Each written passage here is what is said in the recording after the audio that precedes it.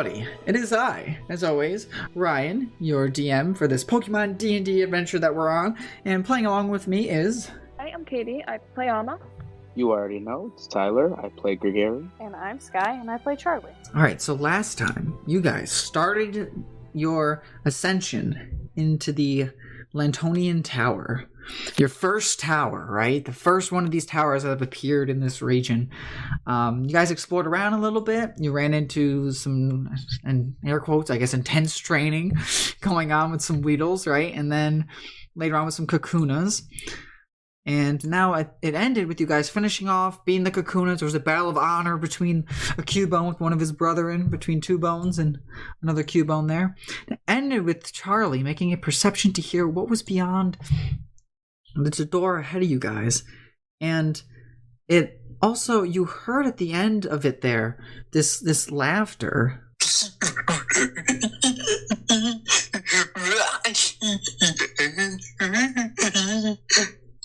Coming up from the floorboards above you. I know, right? Ryan, I did don't you like really that. record yourself? What? That's for, well, it's in the last episode. Yeah. So. I'm judging you. It's in the last episode. What do you mean judging me? I'm still judging. So I figured I'd play it for you guys now so you get to hear what it's like. Anywho, so you're hearing that coming from up above you, and you're hearing the sound of buzzing and like the spider steps that you heard coming from beyond the door in front of you. So with that, what do you guys want to do? I think we should knock. Oh. Why would we not? Oh, is Two Bones still out, Ty? How's he looking? Pretty fucking dead.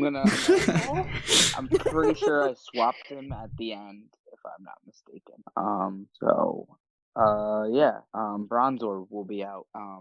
But yeah, as I hear that noise coming from the other side of the door, I will get a little startled, and thinking about how weak Cubone is, I will switch my mons to Bronzor. Riley looks over at Gregory. Gregory, did you say Weedles could laugh? I've only seen them as bait, really, so I'm not sure, but maybe the ranger knows. Charlie? I'm pretty sure not like that. Oh. Okay. He says, getting a little scared. He's like, I'm gonna just hop on Mr. Snake now. That might be a good choice, kiddo. So that's coming. Sound like it was coming from like above us. Okay. I guess we'll have to be ready, I guess. Well, I guess we'll only know for sure if we open it. So I guess I'll try to open it slowly. Why do that when we can break down the door? Because that makes noise. Yeah, it worked last time. Granted, it did work so well last time. For clarity too, if you guys can hear the sounds going on beyond this door, they probably heard the sounds going on the other way as well. Mm-hmm.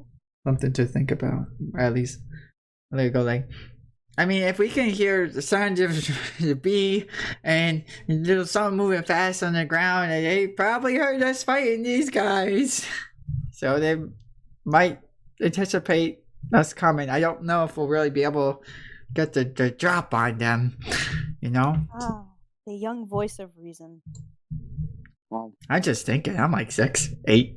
yeah, well, if they can hear through, then maybe I'll try to slowly turn the doorknob and peek through. I think that's what I'm gonna try. Sure, give me, I guess, you're trying to do a sneaky, yeah. So what do you give me, a stealth, or what is it? Sleight. Whole three. Oh, either way. Sleight of hand. Well, it depends on, I guess, where you were going. We're going for sleight of hand? Sleight of hand to silently turn the doorknob and open it gently. All right. That didn't work. As you turn the doorknob, you see that there is a bee right there with a Cubone on its back. As they turn and look at you, open the door. Like you're opening the door, there's like a play of like you opening and turning it, and then you just see that there's a Beedrill right there with the Cubone on, like turning its head, just like looking at you, and it starts to like fly towards you fast. Oh fuck!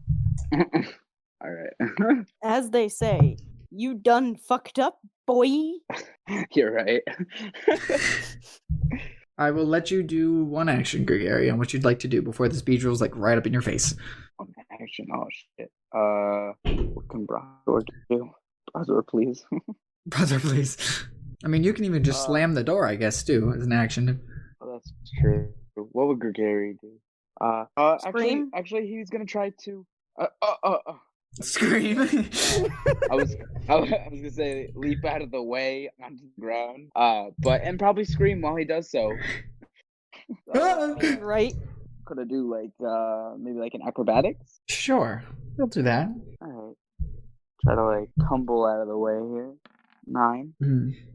Ouch. Okay, you rolled a 9. I'm gonna see if his he's gonna roll an attack. I want to see if his attack will hit you. If yeah, we'll do it that way. If it breaks through your AC, it's gonna hit you. If it doesn't, then it doesn't. Mm-hmm. Do it that way. He's gonna come in with a twin needle. That's a 24. Out here fucking it up. Carries away. Hey. Oh, okay. I have to roll it twice actually for twin needle. Bet. I wonder how you could figure that out from the name. When? Yeah. I'm gonna ask that scary question, Ty. How much health does Gregory have? Hopefully enough. His HP Flashbacks to Charlie almost 21. dying. 21. 21. All right. This only gets really bad if he rolls the best he possibly can. All right, I'll take those odds. Bro, no way! Oh my god! He takes those odds, and those odds fuck him right in that ass. How much health did you say you had, Gregory? 21. You don't have 21 anymore. Bro, what? So for those at home, That is a 0. his thing proceeded to roll 44 plus 8. Okay. It proceeded to roll a 3, 3, 3, 4. If any of those were 1 point lower, Gary would be fine. So here's what's gonna happen, right? Gary does a sleight of hand and try to open the door. Gets a 3. As Gary's opening the door, this Beedrill that's like just flying around the room hears a commotion going on, right? Turns, looks at him, starts flying towards him with his pointed needles. Gary goes like freaks out, right? Tries to pull the door towards him and like, oh no, you were trying to get on the ground, right? That's what it was? An athletics to get on the ground? Duck on the ground. So he tried to duck on the ground, only rolls a 9. So this Beedrill comes in, and as he rolls a 9 to get on the ground, the Beedrill starts to just like slash down towards him, and you see that he like punch, like his needles go like punch, like right into Gregory as Gregory drops down on the ground unconscious. So, All right. I think now is a time for us to roll initiative. Yeah. Ryan, I'm gonna say you think? This is where things get fun, because now we gotta figure out what happens with Gregory. 16. 7. This guy, 16. Ty, I need initiative from you as well. Isn't he? Oh, this is D&D, right? You roll stuff for death saves, living His saves. Pokemon still act even if he's knocked out.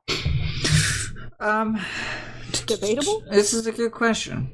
There's not a trainer to give commands, so I would assume the Bronzor would probably take the stance of I'm going to protect my trainer while he is down. I think that is fair, right?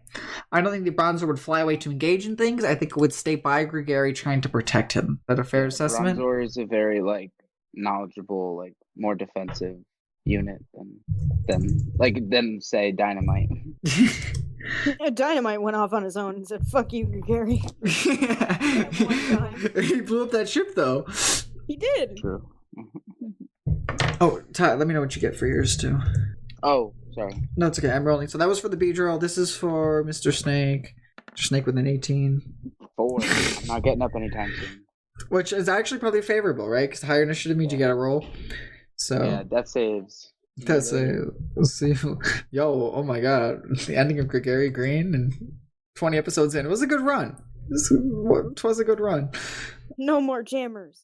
Yay! More Jamers. God. I love how Sky cheers as you're dying, Gregory. Meanwhile, you were right there carrying forward her like suit ripped. Oh. You do realize I'm being sarcastic, right? Oh no. Yeah, no, I do. I'm not that much of a dickwad. All right. Let's go then. Miss Riley, Mr. Snake. I was gonna go, Gregory, no! Mr. Snake, get him! And then Mr. Snake kind of like hops over on top of like where Gregory is. And Riley hops off Mr. Snake and tries to like pull Gregory. He's gonna do like a little kid athletics. 10. I'm just unconscious. He's just like dragging you very poorly, like at least 5 feet away from where you were. While Mr. Snakes were like where you were, like, and Mr. Snake's gonna try to engage with the Beedrill here. Gonna try to go in for that bite. That fear is that slowly roll to the other one. 19. Yeah, he's gonna get that bite off. 13 damage. Look at that. Why did that roll? Yeah. Why did that roll twice? Okay. That does that. You guys see Riley pulls Gregory back. Alright, Sky. Alright, I'm gonna tell my good old Scrooby to switch spots with me. And we're gonna use a bite on this Beedrill. 13. Hits. Really? Yeah. Beedrills are squish. They are squishy.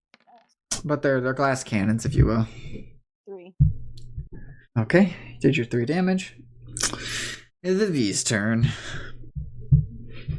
Beedrills are gonna try to Twin Needle the Survivor. Both of these get +6. Oh, the 4 is not gonna hit, but the 24 will. So one of them. We're gonna see, is Survivor resistant? It's not. Okay, it just takes bug normally. Alright. -7 to the Survivor. So he gets stabbed with this one of these needles on this Beedrill. Okay. Kitty. Amma. I'm gonna try and astonish the Beedrill so it can't keep attacking. No, 5. I'm gonna say that does not work. I'm gonna say that does not work either. Alright, double G. For Gary, what you got?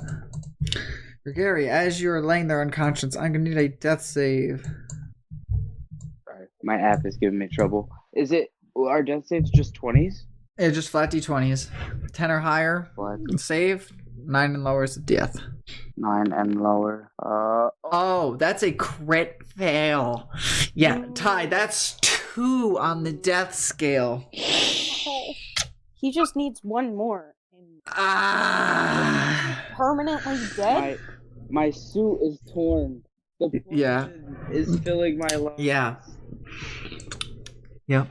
The Beedrill stabs, right? You guys are seeing how Ty is like erupting with like blood from his back, which so you can like see it coming out like a fountain, so you can tell his suit it is ripped. Wow. Okay. Check your DMs for me when you get a sec too. Alright. Oh. So you guys see that Ty is like gushing with like blood there, laying there unconscious as Riley pulled him away. Riley's like, because Riley's turn. He's like, guys, I might have something in my bag, but I'm gonna need time to get it.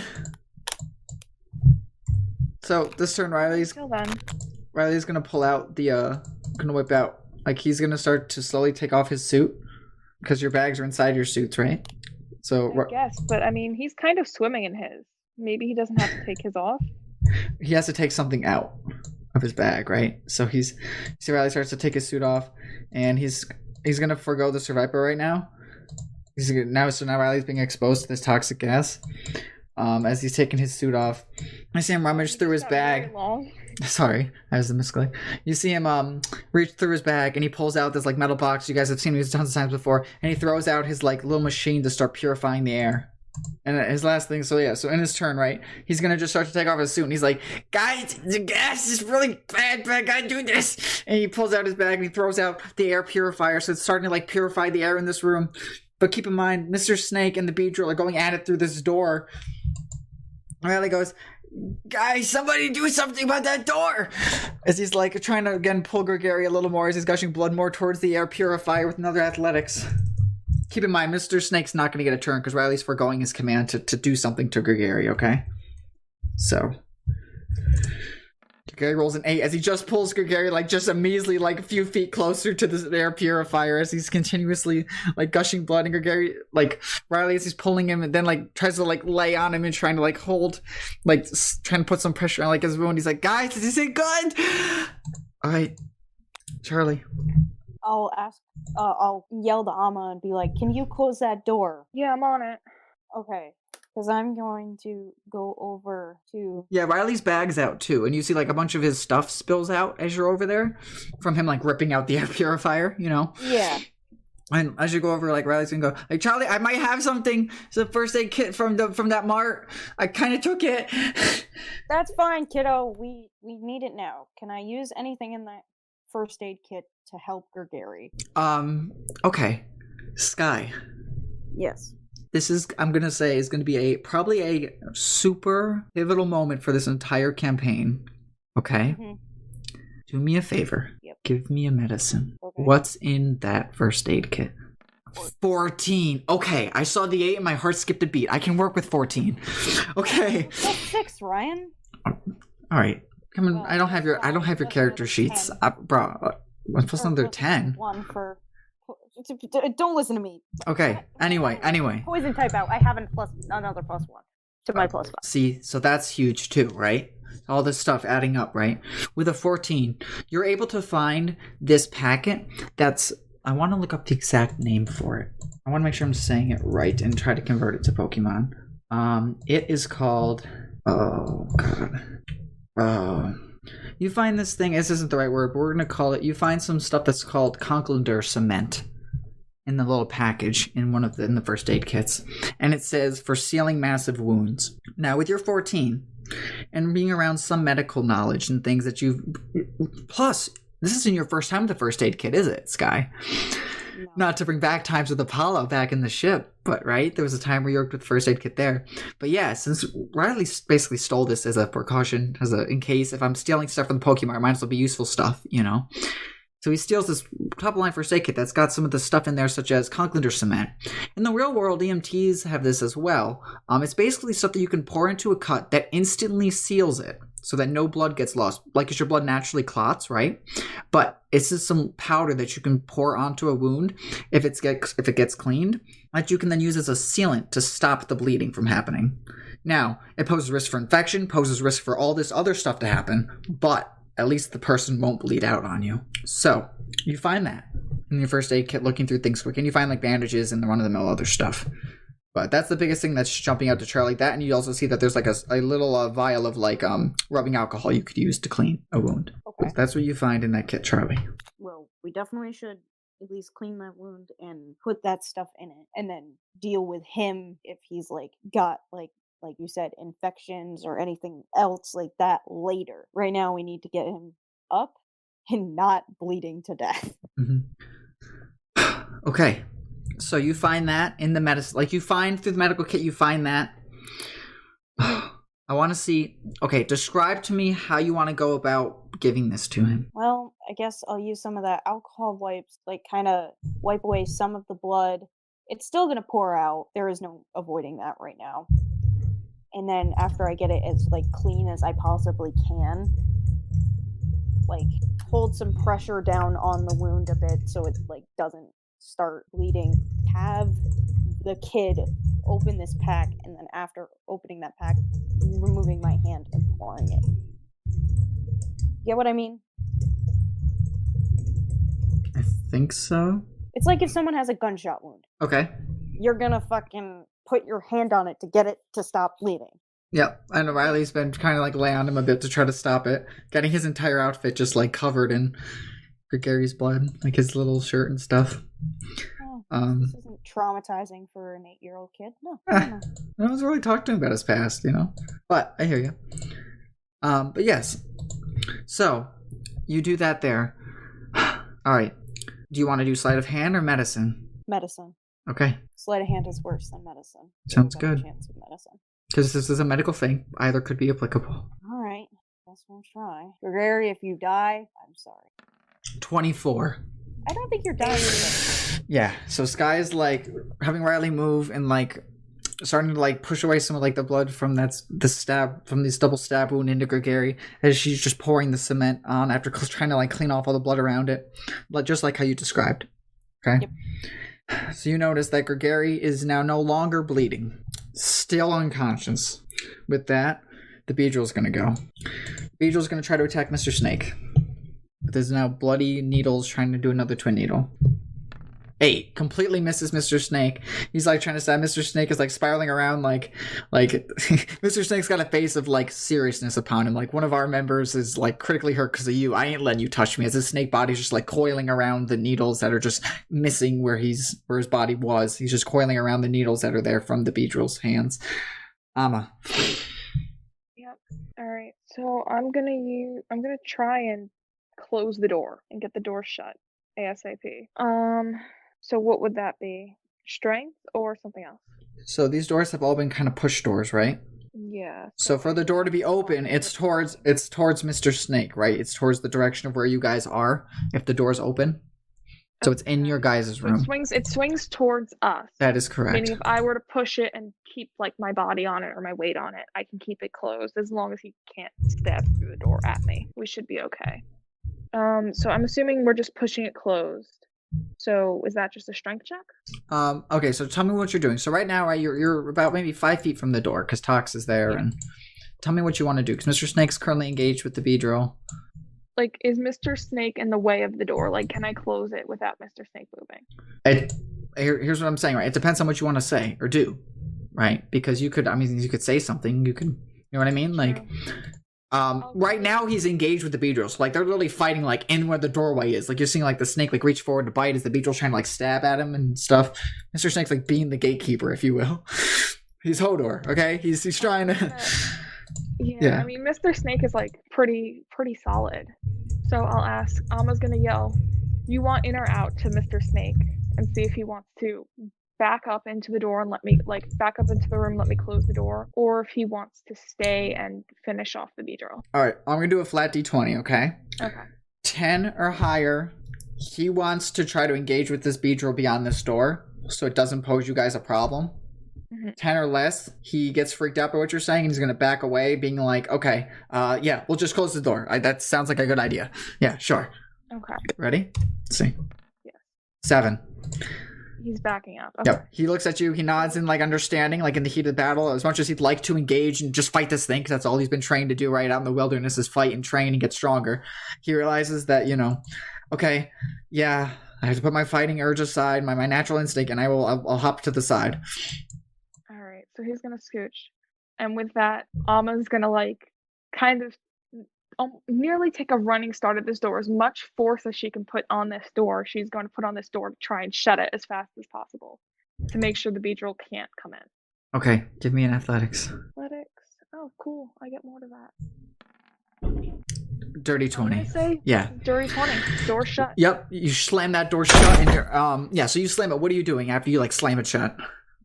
Alma's kind of got her back like braced to the door now, and she's keeping it shut to make sure the Beedrill like can't push it open. Oh, you were hearing like the angry sound of a bee on this door. Like you ever like disturb a bee's nest and you just hear like the angry swarm or like a bee sound? Yeah, that's what you're hearing going on. By that, but like Gregory is kind of doing a little worse right now, so she's more concerned about him, and she'll yell over at Charlie like, "Hey, how's he doing?" Because she's more been focused on like, okay, I have to get this door shut, like, now. Yeah, you actually probably have no idea what's going on with Gary, right? You just heard Sky or Charlie yell that to you. So, Charlie, what do you say? What do you say back?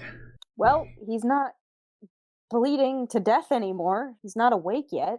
But I guess not bleeding to death is something. Gary, Tyler, here's what I'm going to have you do. Your suit you've got this 2 big gashes into where your suit was. You bled a lot on this ground from taking the damage to knock you down, right? So not only did you lose a lot of blood, your cut was exposed to this poisonous environment. Riley's trying to hold you by the air purifier, which now that the door is closed by Alma, you guys are seeing that the air is starting to clear faintly in this room. Like you can still see a lot of purple in it, but it's starting to clear up. Gregory, thanks to Charlie's efforts of sealing your wound, I need you to roll with advantage a death save. 14. Yeah, the second one was an 8. Okay, Gregory, you can mark a save in the death pool boxes. Alright. So, unless something happens to Ty, if something or somebody has ways of, air quotes, healing him, right?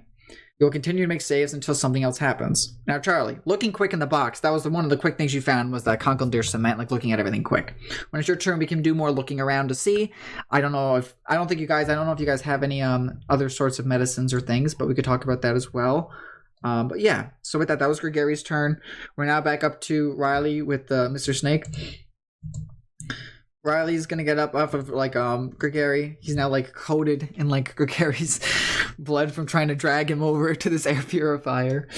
And Riley basically just sits by the side of it and slowly starts to put his suit back on. He goes, "Charlie, I gotta get my suit back on. It hurts a lot." He's because he's being exposed to this gas, you know. That's okay, kid. Put your suit back on. You did good. He goes over and he goes, "Mr. Snake, come here." And Mr. Snake kind of slithers over to Gregary and he goes, "Mr. Snake, do me a favor. Once Charlie says it's okay, shed some of your skin there and use it as a cover for Gregary." Because Mr. Snake has the ability to shed skin. So, Charlie. Yes. What would you like to do is you see Mr. Snake's starting to shed his outer layer of scaly skin that he's got. Well, I definitely want to see if there's anything in that first aid kit to see if I can at least get this man up and not dying on the floor. Yeah. Right, you're just looking. So give me, I'd say, another medicine, right? Yeah, okay. Oh, Charlie, we like to see that. 22. Beautiful. Yeah. So, Charlie, you're going to find some syringes in there. And another thing that's a travel to go nursing bag kind of thing that you found. It's a first aid kit besides the usual one of the bandages. There's some higher end stuff in there besides just the Conkeldurr cement.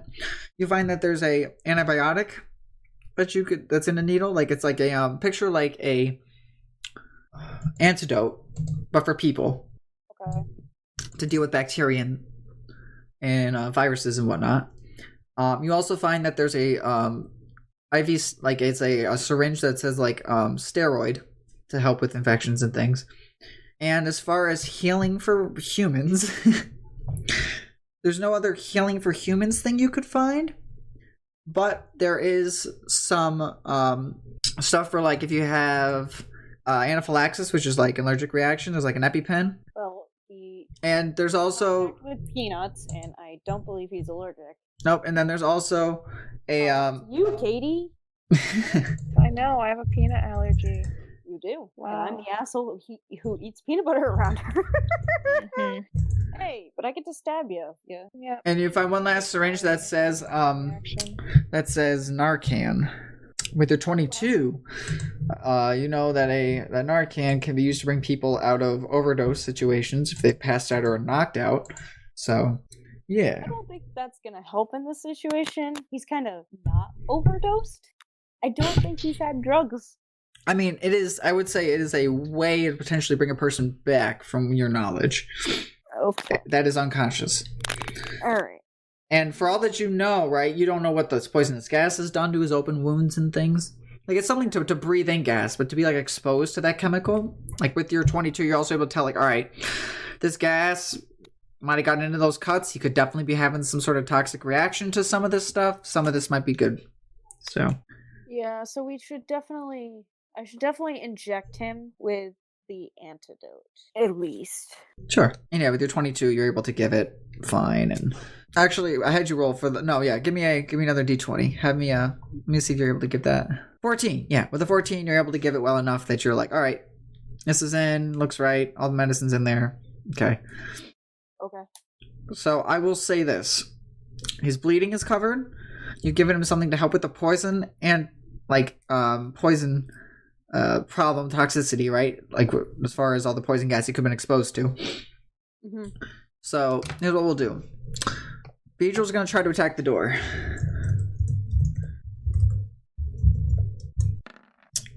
His highest one was a 16. Alright, so with that 16, he's starting to, are you sitting or standing behind the door? Probably standing? Standing, yeah. Yeah, so you see Amma above your head. You just see a busted through the top part of the door. You're starting to see there's a bubble from the Beedrill constantly punching at this door that's set up here. Yeah, she's gonna kind of yelp and duck a bit. Yeah. It doesn't. Right now, it doesn't pierce through, but you see, like, there's like a bulge of like where the metal got bent from this needle being stabbed at it. So you were to guess, like, if that happens again, that hole's gonna get punched. Like, Yeah. all right, it is your turn. First I'll ask Charlie like how he's doing and all, and just check in there. How's he looking? Oh. Yeah, so as you're like standing there, Charlie's like you're seeing like Charlie's right just gave him like a needle. From what you can tell, like Gregary's not awake yet. Like if anything, you notice there's a lot of blood on the ground, but he doesn't seem to be producing anymore. Yeah. And then you just feel that you sound of something that's like punching and hitting into metal, like a machine working, but it's not a machine, it's like something punching right above your head as the beetle's trying to like angrily get its way through this door. And at your feet you got Tox, the Bronzor, and the Scroopy all kind of like looking at you. Like, what should we do? Anna's gonna kind of like scoot to the side just a bit so she's not directly behind the door, but keep her arm over it so they can't like he still can't push it open if he were to like keep knocking on the door. Mm-hmm. But it's like away from where the dent is and where he's gonna be hitting, assuming that he's gonna try and bust through. Mm-hmm. And I'm just gonna ask, like, I guess mostly to Riley and Charlie, like, hey, we still have to take care of this Beetle. He's gonna get in here. And if the door's broken, then the filter's not gonna do much. Riley goes, yeah, you're right, Amma, as he like finishes like getting his suit back on. And you see like he's now like not looking the hottest. Like he's looking under the weather from being like exposed to this gas. Like you can definitely tell like he's taking some like little bit of damage here. He goes, Mr. Snake, when we're done, just go back over and listen to what Amma says for now. He goes, I need a little bit of a minute. And he like sits on the ground, and you can tell he's not unconscious. He's just close kind of to it from having been exposed to the gas for even that short bit of time. Yeah. You did good, Riley. Yeah, Riley. Mr. Snake leaves like a bunch of his skin by the air like filtration thing, like ready to put on Gregory once like Charlie gives the word after finishing like cleaning and stuff. That way that his suit is no longer ripped anymore. Like he's got it like ready, like laying right by like Charlie in the air filter in case of like to make sure it tries to stay the cleanest, the best it can, you know. Mm-hmm. All right, Charlie, do you still have spin rack on you? I do. I think patching up the back of his suit might do some good. You can use that shed skin and the spinner rack threads. Hopefully that should be enough at least to keep him stable. Let's do this. Hang on. Let's do this. Just so we can go like in orders and stuff. Mm-hmm. Gregory, here's what I'm going to have you do. Thanks to Charlie being able to save you twice in a row of giving you stuff, I'm going to say you are no longer in death saves, but once you come back to, we're going to have you roll for all the damage you like took from like, and we'll talk about complications and things from this gas and whatnot, okay? So right now, you are back to, but as you're coming back to, like, you're like slowly waking up here, like on the ground from everything, and you're hearing like yelling of like Amma and Charlie up above you, yelling different things, and then you see there's like a cover or like the shed skin that Mr. Snakehead kind of like lays up against you just for now by the air filter to try to keep you somewhat protected, and you're just seeing like as you open up your eyes that there's just this gas that's like inside of your suit and stuff, like you can just see it like in front of you as you just go off and go back to being unconscious. So you're at like 1 health, but for simplicity's sake, like you're breathing, you're alive, but you're back to being unconscious just from having the gas that's now been like in your suit to this time. And the room's still not clear yet for clarity's sake because the door like just closed, so this filter's still trying to clean up the air that's around here because this is a lot more potent than back in some room a day away, you know what I mean? So with that, I'm gonna have you, at least for right now, actually, Gary, we'll do this. Give me a D100. It's for my own sake right now. How's Gary like holding up? Just a D100. Like, see if what complications and stuff we got. The first one, 73. 73. Okay, so that's not actually. It's not too bad. Let's see. So. Oh no. What's good? Oh, Gary. Or bad? For flavor, because I haven't said this yet. I will let I'll leave it up to you. I'll let you decide, or I can decide. Where do we want to have you get stabbed by this twin needle? I would either want you to tell me, or I will choose an appendage. Choose an appendage. I was gonna roll a d4. That works. So Yeah. head, body, like leg, arms, but Okay. it doesn't matter either way. That works for me. All right, just work our way down the body. She said head, body, leg, arms. So one is head. Okay. Yep. Oh boy. What else we got? So here's what we'll do. Save that head damage. We'll get to that on the next cycle. Okay. All right. Gary is gonna have a air quotes permanent defect from this encounter. And we'll get to that when we get to that. Mr. Snake's turn with Riley. So Mr. Snake sheds his skin, lays it on top of Gregary, ready for Charlie to use. Mr. Snake slithers back over to Amma. He motions. He says do you want me to help hold the door? He's using his. He looks down. He looks at his body, and looks at Amma, and looks at the door to try to be and starts to move closer. Do you want me to help you with holding the door? I'm just worried that it's gonna break through, and if it does, then this whole room isn't safe again.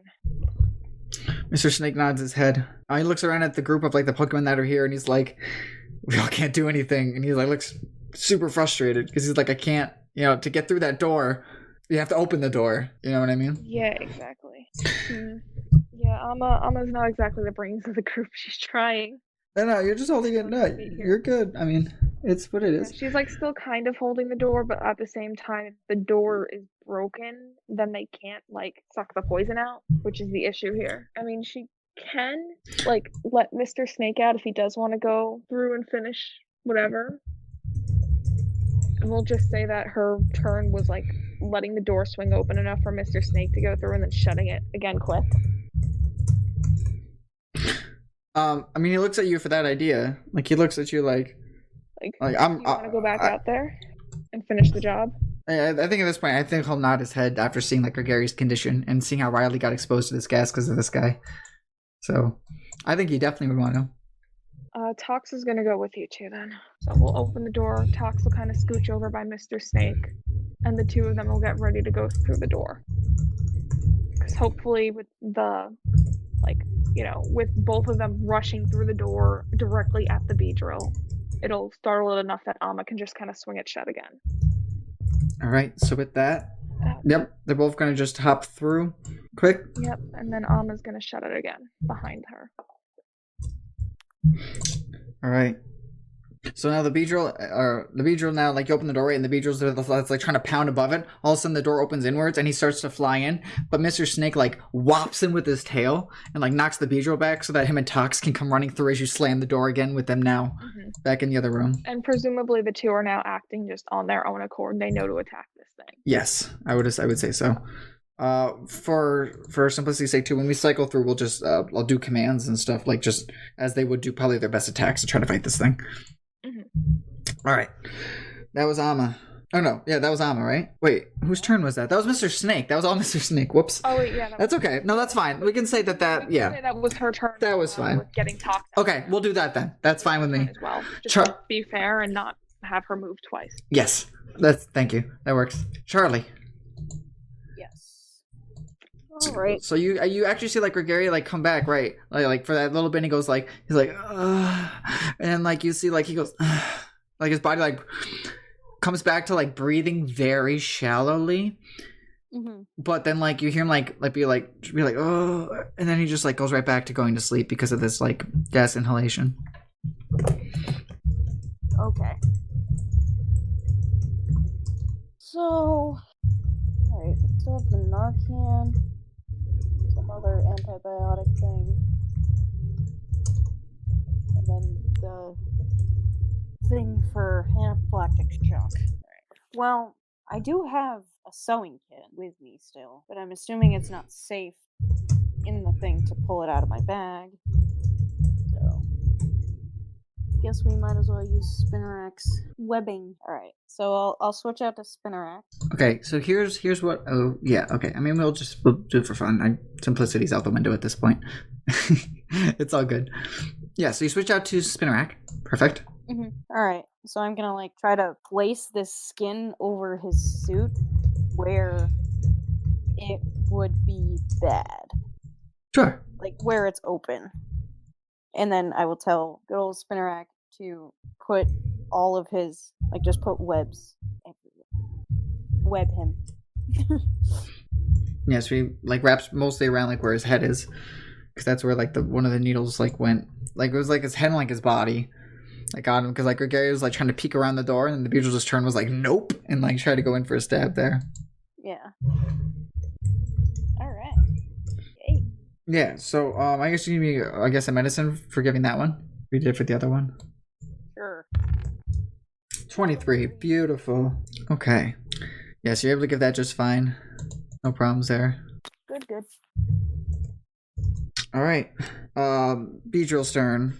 Seeing Mr. Snake and Tox come in, he's probably just going to stab at Mr. Snake, being the one that like just bopped him back. He's pretty mad. Okay, these are both going to be +6. I think those are both going to hit, unfortunately. Yeah. 16 damage. Oh my god. Mr. Snake takes a gigantic hit here from this Beedrill, who gets both of his twin needles off. Mr. Snake is like, I know you guys can't see, so I'll just pseudo-describing, right, for the people. Yeah, so Amma, you just hear like Mr. Snake do like a vibe, like a yell from beyond this door, from taking this like stab attack. She's gonna kind of like flinch a little bit at that. Yeah, I'm assuming you're still kind of holding the door back. Yeah, she's chilling by the door, and like staying by it to make sure it doesn't open again. All right, Gary. Yep. I've envisioned, right? You would have been kind of face down during this ordeal. Maybe. Okay, we'll say face up for Charlie to put the wounds in. We'll say face up. Charlie, you notice now, like, as he's coming back to, and you did this wrap up job on him, right? With the Spinnerack and stuff, wrapping up the shed skin to seal up the holes. You notice, like, across Gregary's face, this gigantic scar running across his eyes, where his eyes would be on his face.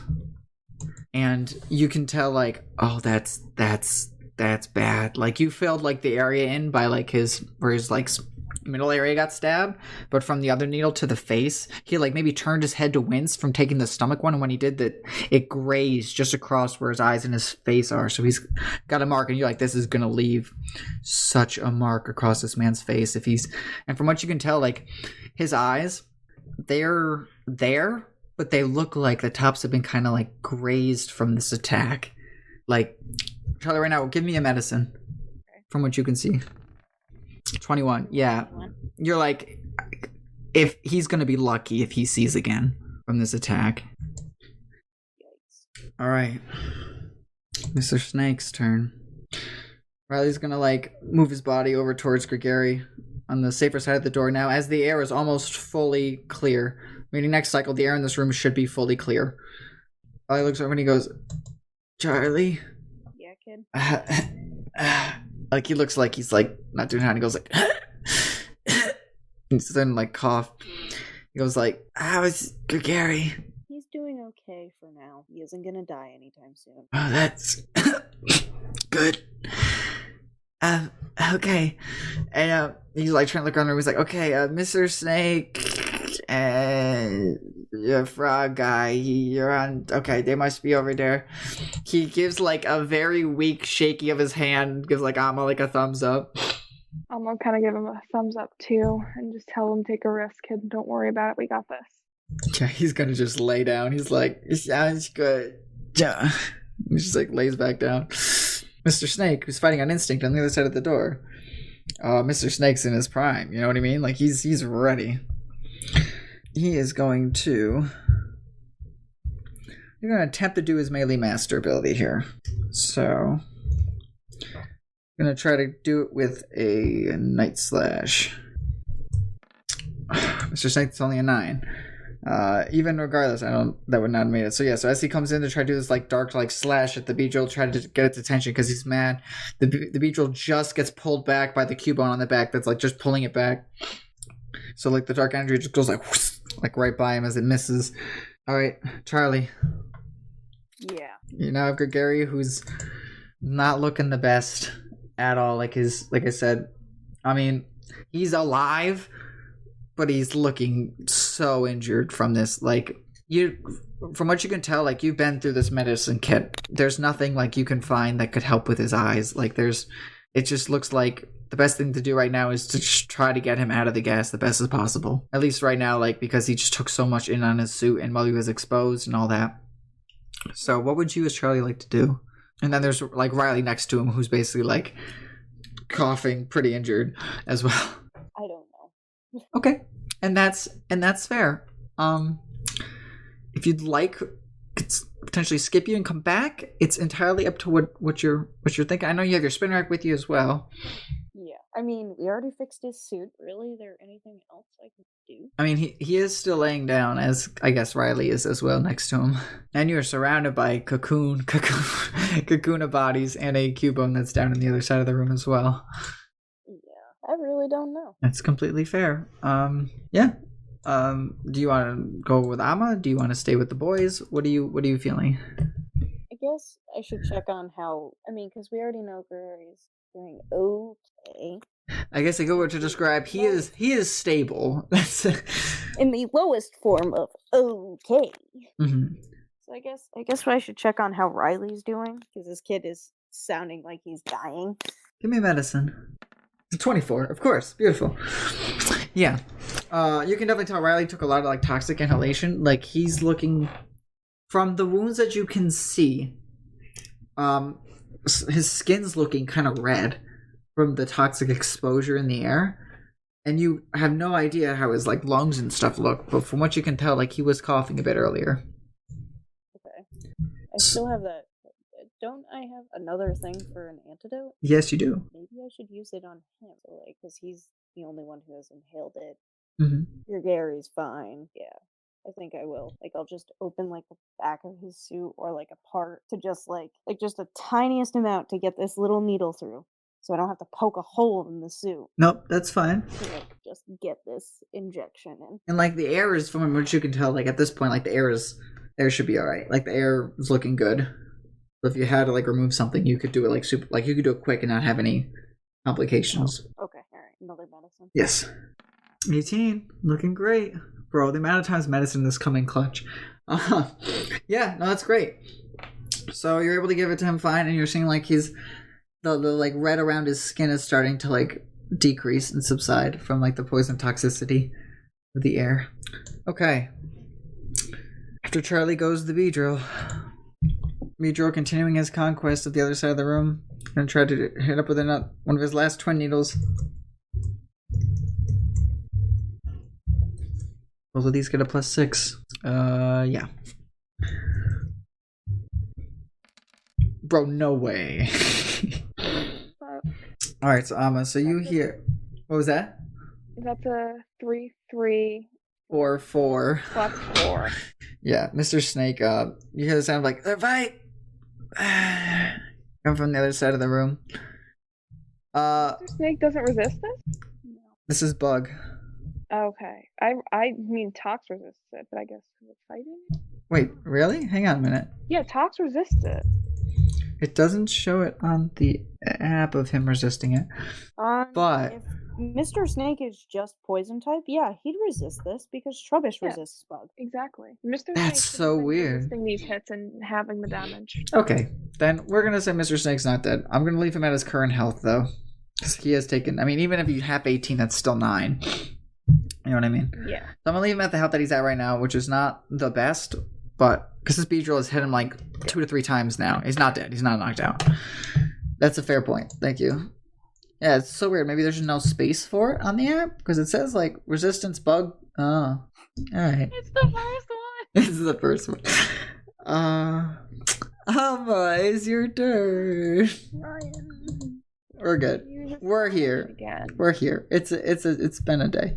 We're gonna try the astonish. 13 hits. That hit. No stun or anything, but that's a hit. Some damage. We'll take that. 4. 4 damage. All right. 4 damage it is. All right. After Amma, Gregory, give me a d20. How are you holding up? 10 or higher, you come back to and start to sit up. Gary, it's in that one. You're going back. You're still out. You're still sleeping. You're still not doing hot. Charlie, you notice the tiniest bit of blood start to come from Gary's eyes within that one. Yep. Mr. Snake. No more funny business. Mr. Snake's just gonna try to do a regular attack. No more fancy stuff. He's like, I'm almost on death's door here.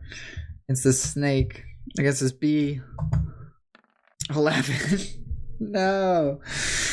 As he tries to go in for that bite, and the beetle just gets pulled away, just out of reach. As the snake tries to get this bite in, Mr. Snake's still like shook up. I forgot there's a Cubone on it too. Oh, there's 2 things. All right. This isn't going great. Charlie. Well, now that I know everyone's doing okay, I guess I should ask Alma if she can let the Spinnerack out, join the fun. Yep. So I'm gonna kind of flip the door open just a bit. I mean, it's a little spider. Oh yeah, the little spider goes like a little tiptoeing out. Yeah, the spider's good. Spider's in the fray now. Awesome. Can I hit it? Oh yeah, we'll do that. That's fair. Yeah. Awesome. We're gonna use constrict. 21. 21. It's constricted. Which means it just takes damage at the end, right? That's it? I can hit it for free for a bonus action. Sure. Every turn. And it's grapple. Ah, that's the big one. Okay. Yep. And at the beginning of each of its turns, it may attempt an escape with a strength save against my move DC. For those at home, grappled creature's speed becomes 0 and cannot benefit from any bonus to speed. That's it. The rest of the stuff is just like if the condition ends. Yeah. 3 damage. Okay. Every little bit's gonna help here. Well. Okay. Can't. Yeah, so Charlie, so you see as like the Spinnerack goes over, starts to fight on its own, right? You just see like as you're looking over towards the Spinnerack at the corner, you're seeing like little red droplets start to form by like Gary's eyes as they're slowly rolling down his cheek, almost like he's crying in pain. Be lucky I saved your ass. Oh, wholesome. Alright, the Beedrill's gonna go. Beedrill's gonna try to Fury attack on Tox this time, because Tox hit him, and Mr. Snake is not. He isn't gonna do a strength save? Is that at the end or start? Start. Ah, then we'll do that. Strength save from the Beedrill. 7. Nope. Alright, he's still gonna try to get that Fury attack on Tox here. 18? Yep, that'll hit. Alright, so... This is Fury attack? Fury attack. 5. On a... Okay, after successfully hitting the target, roll a d4. You know about this, right? Yeah. 3 or 4, he does it again. 1! Okay, no more. No more. He just went in for that one uppercut, and as he comes in for the right, like he comes in with like the right stab as he tries to go around the side for the left, Tox like takes that, but as he takes it, uses it to propel himself backwards so he doesn't get hit with the other hook coming around. So she's holding up. She's still got more than half health. Nice. Her turn. We're gonna try for the Astonish again, because if we can stun it, it can't attack. 16. I know it's not enough to stun it, but it hits. Stun, but I'll still hit. Nice. It's almost a 6, but we still got it. Good hit, though. Alright, guys, this thing is looking pretty beat up. Not like in the red, but definitely the yellow. Beetles are strong, man. Realize how tough these things were. Alright. After Alma, Double G, Gregory. I need that D20 again. How you doing? You able to get up? Yeah, I'm gonna give you this hopeful roll. If you hit another 1, I'm gonna It's a 2! What's a 2? The small like bundles of like blood around his eyes, Sky, you start to see they're starting to like, instead of being like little droplets like he's crying, it's now like flowing out almost heavier, like almost like if he severed like a duct. Like it's like tear mixed with blood is just like pooling around like where his eyes are. Like you could tell like if this goes away, he'll have like red stains around his eyes from the blood just like pooling in his sockets. It's hard to get graphic on everybody tonight. You know, I just feel it helps set the seriousness of what's going on here with Gregory, you know? Mr. Snake.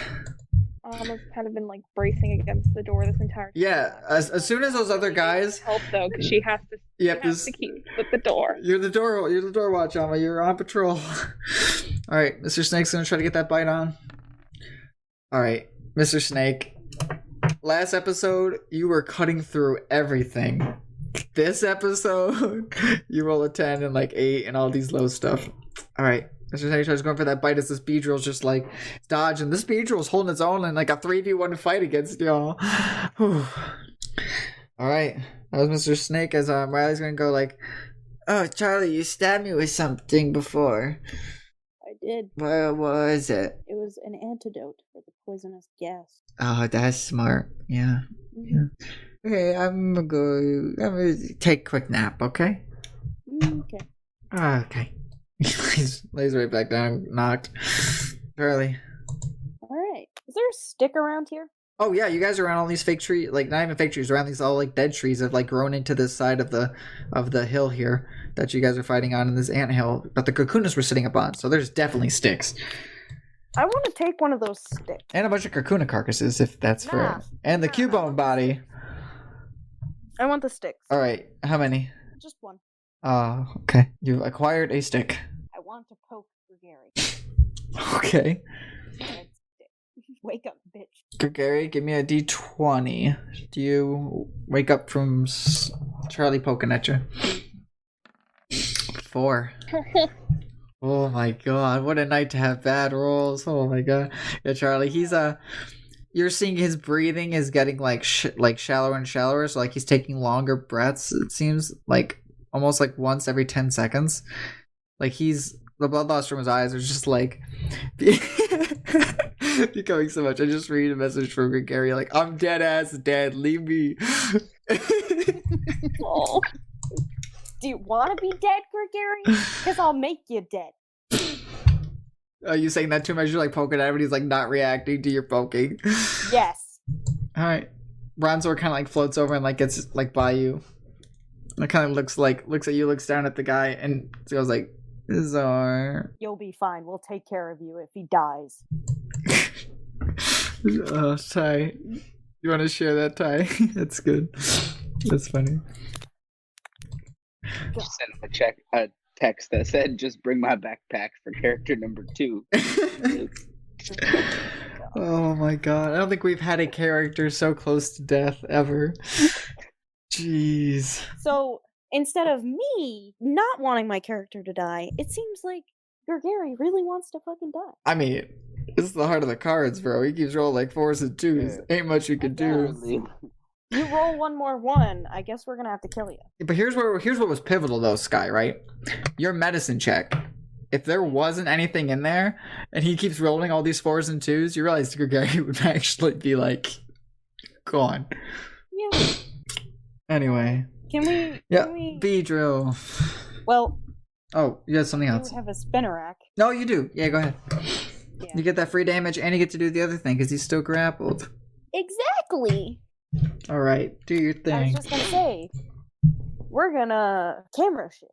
All right. Well, let's absorb for my first one. You know, my actual attack. Sure. That doesn't go off. 8 does not go off. You know what? It's still gonna take damage, and it's gonna take 4 damage. Which halves to 2, but yes, damage nonetheless. From constrict. Constrict is indeed. Okay. I'm sorry, I was still thinking of absorb. You were good. Nope. All right, Charlie. Now the Beedrill's gonna go. Beedrill's gonna roll its save. 7. No.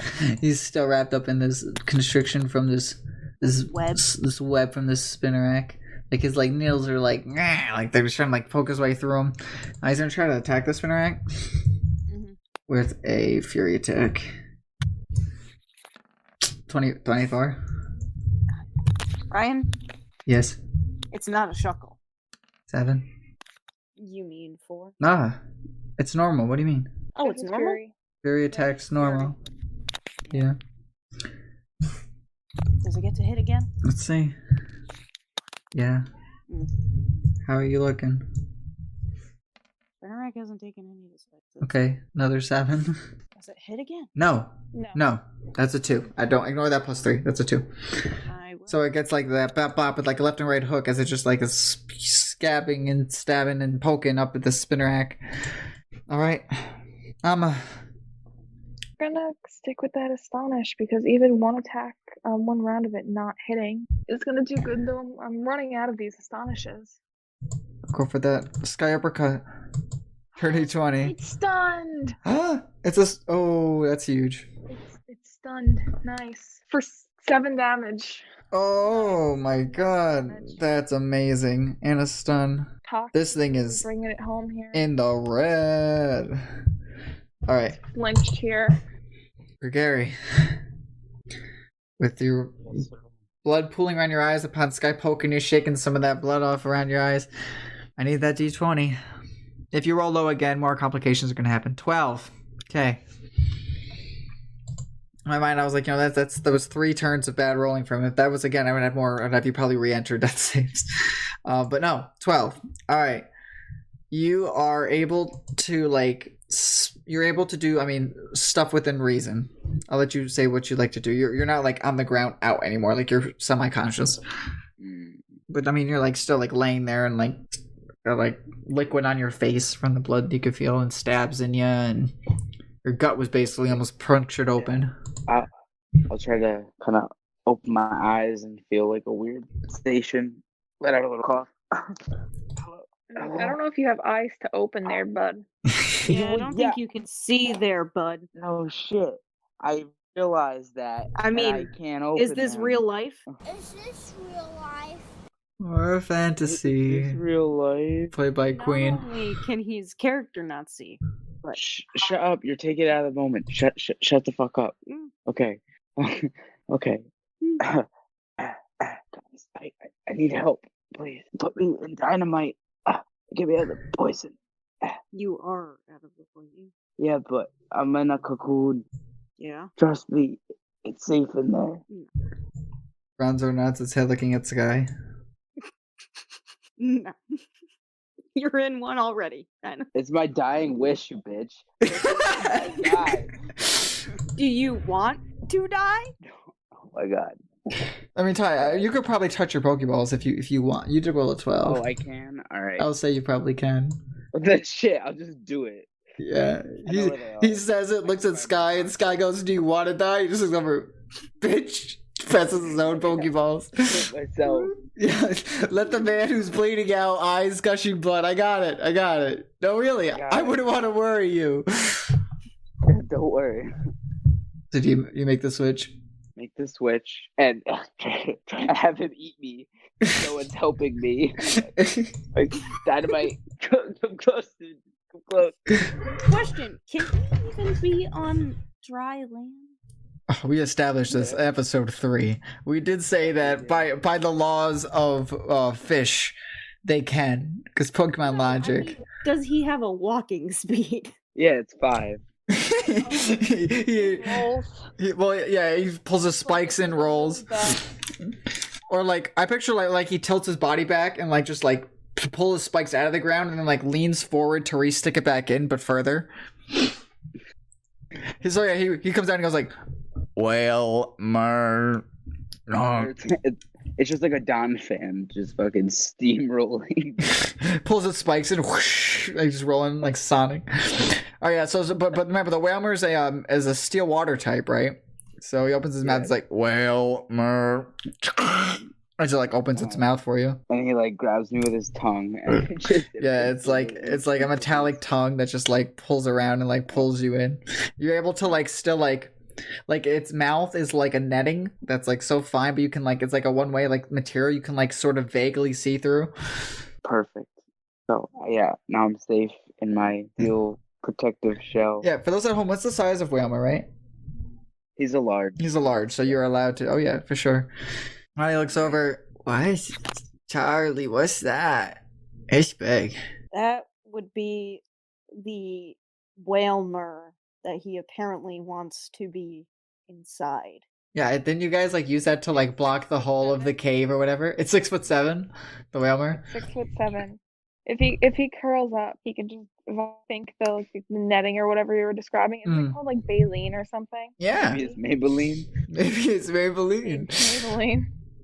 Sure. It's just glorified mouth hair. He's in the Maybelline of his Whalmer. I like it. Perfect. In fetal position. Like a babby. Yeah. Go on. I'm safe. I'll be alright. Riley goes, "Yeah, looks like fun. Have fun, good Gary." It's pat your shoulder. The Whalmer just pulls you up inside of it. Anybody have a ground type so we can really fuck with his day? You're just evil. Riley rolls back over from saying about your Gary looks at you. Charlie goes, "That's not nice." You just can't wait for me to die. That's that old lady from SpongeBob in the wheelchair, right? You just can't wait for me to die, can you? Nope. Thought I was gonna have that glorious day today, and that was not the case. But alas, I did save your ass. I mean, I brought you back to life.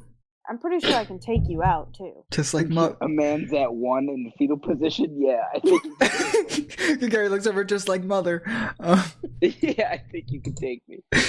Taking me into this life and take me right back out. Yep. I gave you this life. I can take you right the fuck back out. Alright.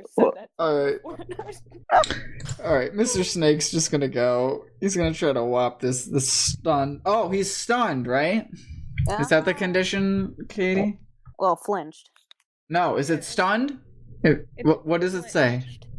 Flinched. So it can't attack this round. Attack rolls against it have advantage, I'm pretty sure, by D&D logic, if it's stunned, because it's flinched, right? No, it's just flinched. The target flinches. So, according to Pokemon's flinching, it wouldn't be able to attack this round. Okay. Yeah, but I'm just looking in the book. That's what I'm saying. Is it like, is flinching, does flinching say in this description that it causes it to be stunned? Like, what does it say? It just says on a natural attack roll of more than 15 or more, the target flinches. Flinched. A flinched Pokemon has disadvantage on any attack roll, skill check, or saving throw when it makes before the end of its turn. If it activates a move that requires a saving throw during that time, the target has advantage on that roll. Alright. Okay, so it has disadvantage. It has disadvantage. That's fair.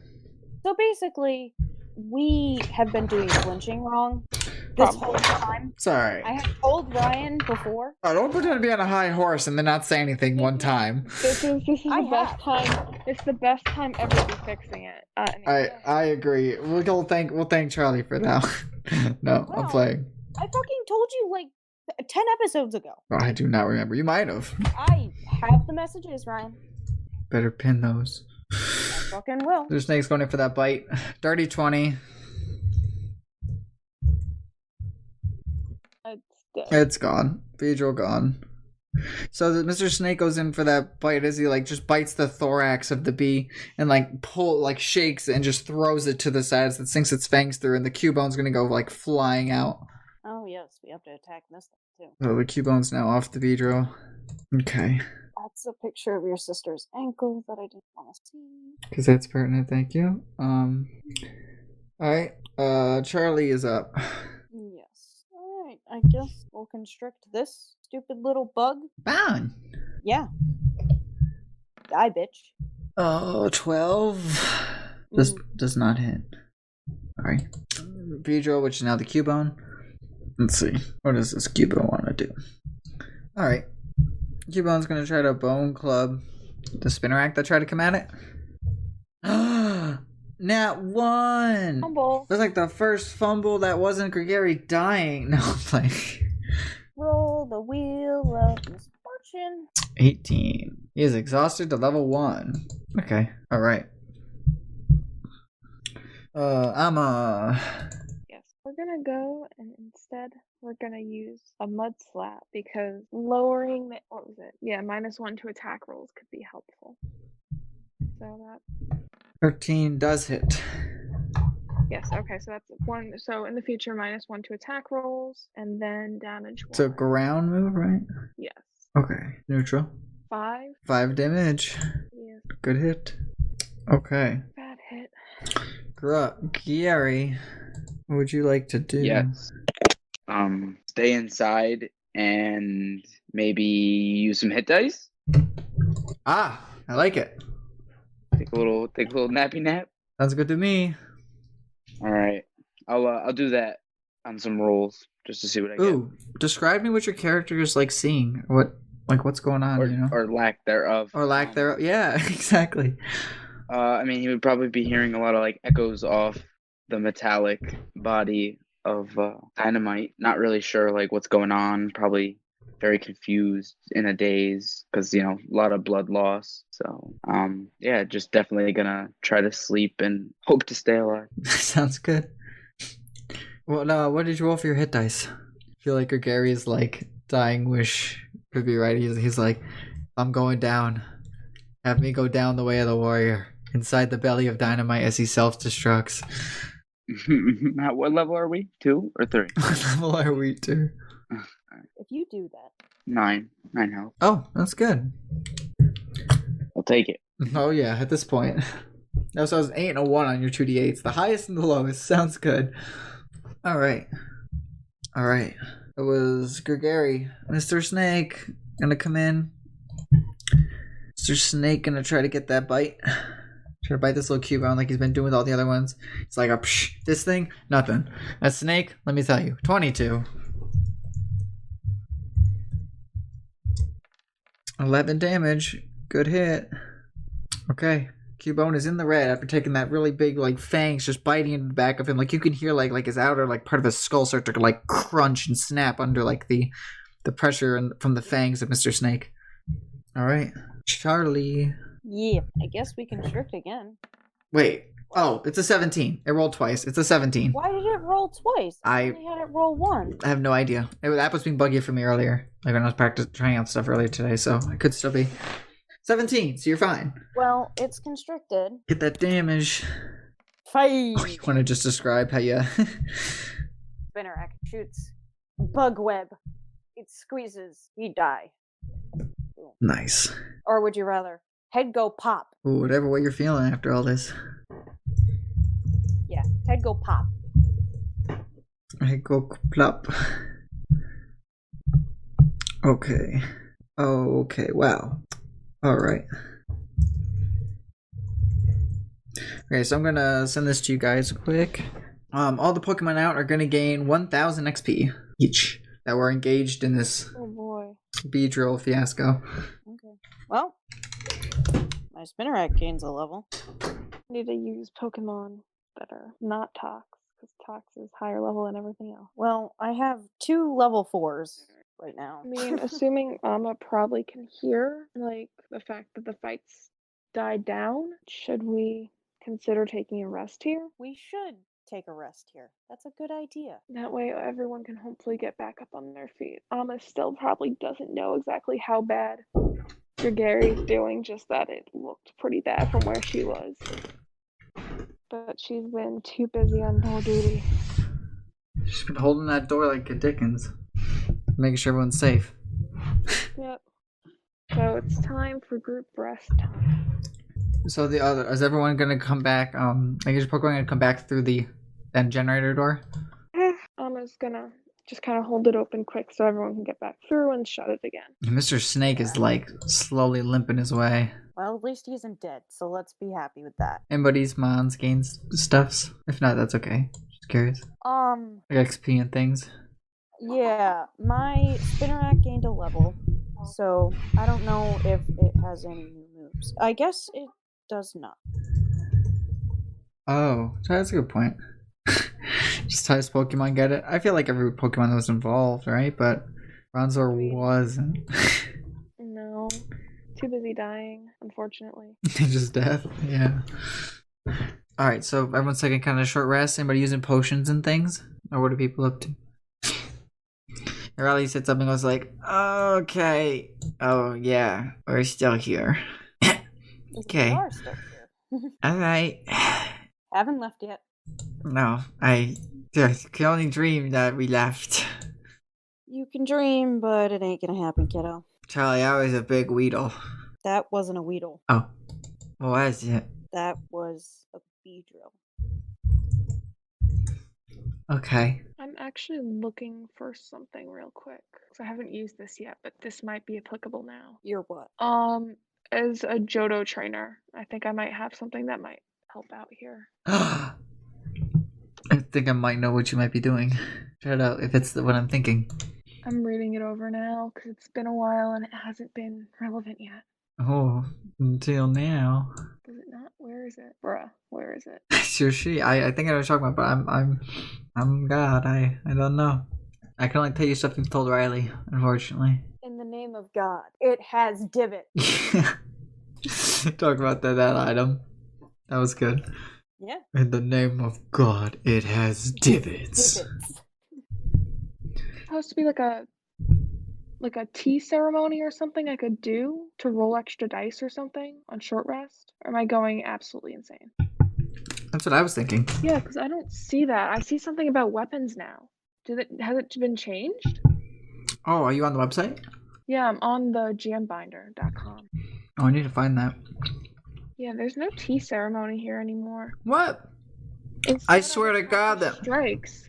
Yeah, no, this is something different, I think. When you score a critical hit with a weapon attack, you can roll one of the weapon's damage dice one additional time and add it to the extra damage of the critical hit. That's not a tea ceremony. And I don't know when that's applicable unless Alma's got a fucking, like, weapon now. Almost barehanded it. Yeah, let me pin that real quick so you can find it. No, I got it. It is pinned, yeah. But like, I'm looking right now. I agree with you. I remember there being literal teas. I go back to episode like 1. Ceremony that we could do and replay the audio for you to hear. Short rest. Oh my God, I so remember that. What was it, like roll extra dice to regain health and stuff? Oh God. Yeah. I didn't think they'd change it. I mean, they must have updated when they put the Galarian. But like. Yes, but like that just reworks the entire Johto thing. Yeah, because we based that around you doing Poco performing at tea ceremonies. Yeah, exactly. Come on. All right. Where is this? Oh, there it is. Okay. All right. It's pinned in the Discord chat because we have a Discord chat. I see it. Okay. But yeah, apparently Johto was a war-torn nation that fought with Kanto now. Didn't you know? That's how it's always been. No. Right. Well, at least mine didn't change. You were... Hoennian? Yeah. Practice strikes. You definitely were telling stories at a fire last time we looked at this. Yeah, this ain't it, Chief. So how'd it go? It's not been. I was gonna try and do a nice thing and help everyone out. But GM Binder said no. GM Binder said, I don't think so, Seth. The Johto trait that I was supposed to have is no more, and apparently I get to hit extra things with when I get criticals. So wait, but like, okay, I don't know. That's weird though. Like I can hit extra things with criticals, but I think that's only if Alma hits something, which means Alma needs like a weapon. And Alma also needs to be willing to fucking beat Pokemon with her hands or. I listened back to the episode where you guys harvested the Magikarp, like. But no, all right. I do remember that though, and I'm kind of inclined to let you because like. I don't remember how it worked though. That's the issue. It's okay. Do you have the old PDF somewhere? I checked. I don't. I just used the link. I can check. Let me check Wayback Machine real quick. Maybe Wayback recorded it. I'm like. We don't have that here though, do we? I'm glad that I have a Google Doc that writes this down. Yeah, I didn't save mine because who would have expected this? Oh, because I printed mine out because I like staring at papers. You didn't print Katie's, did you? I did not. I printed mine. Yo. Wayback Machine has it from May 14th. How? Wayback Machine records certain sites at certain times. I don't know what that is, but click on that. What's it got? Yeah, no, I'm seeing if it pulls up right. Come on. This would have been in like August. Yeah, this one's from May. This is May. Like recording 1. Like this is before recording 1. Yeah. We're back when we recorded in May. God. What a time. Yeah, I don't know what practice strikes. Yes, a practice ceremony. During short rest, you can choose to perform a small revitalizing ceremony from your homeland. This can be a traditional dance or song, a spiritual prayer, or a simple tea ceremony. If you or any creatures who saw or heard your ceremony regain hit points at the end of the short rest by spending 1 or more hit dice, each of those creatures regains an additional 1d6 hit points. The extra hit points increase when you reach certain levels to whatever. I'm not at 9th level, so it's not relevant yet. So I'm gonna copy and paste our nice little tea ceremony. Yo, pin that. Because you are allowed. Pin it, the fact that you found it too, you're definitely allowed to use that. By the way, like I'm not gonna be like the new rules state no. I've never even heard of this Wayback Machine, but I'm for it. Wayback Machine essentially records websites from different times, and I've used it to find like if there's a page or a site that's no longer there. Wayback Machine sometimes has it. Ah, that's crazy. So, All right. like, it's possible it has Club Penguin? No, that's one on like a that's an entire game. Damn. Yeah, I don't think so. I'm gonna have Mr. Like, Snake roll pages like this. I was able to find that. I'm actually 11. kind of curious. Like after the fact to check. Like can't what? No, you might need Flash for that stuff though. Yeah, that too. Also, All right, Flash I'm gonna is- Mr. yeah, Flash Snake is dead. roll some more so that doesn't help you. Yeah, Kanto didn't change. Mr. Snake, you're getting these ones, my guy. Ugh. Body and mind. I'm just actually checking now, out of curiosity. Who else wants to roll saves there for their mons? You can't be. Mr. Snake, you're gonna roll your last hit die. I never get Okay, 4. Nova also got a change to theirs. Your Pokemon have hit die as well. Don't And forget. Also, How and many- Kalos. Actually, no. Yeah, Galarian didn't. Well, that's new. Oh, It was no Galarian. The Mine didn't Galarian change. names. A good old fashioned brawl. You want me? Me mum hits me harder. What? Those God. are the names of the Galarian skills. I love that. Okay, well, we'll just say after all this, Alma does her little tea ceremony, and it's not the same without Poco here. But Tox gives it a try. Question: how many hit dice do Pokemon? Your level of the mon. Oh, so I get 4 now. Yep. Oh, your thing's level 4. Yeah, Should have new moves then. Tox is level it does not, but 5 gets more moves. 4 you can choose feat or level and feat or ability change. That's or right. both. Both. Is there a place I can I got 3 points. mark? Yeah, you where would I ignore use my those dice? if you use. There's not, unfortunately. Okay. So I just did it based on his level, and I just. So my available points was 3, and then I took a feat, and then I used the other one. Well, if you get a feat, I think it should make your points negative. No, it doesn't. Okay. What? So everyone One. make sure that like when your Pokemon are healing, you have an extra 1d6. Okay, so I get to roll 2d6. Yay! So I'll roll. Oh my God, Mr. Snake, I'm trying. You keep rolling ones. But no, Ryan. So a feat only takes 2 available points. Okay, here's what I'm saying. Ready? I have a Survivor at level 5. It has the Melee Master feat. It now has less ability points.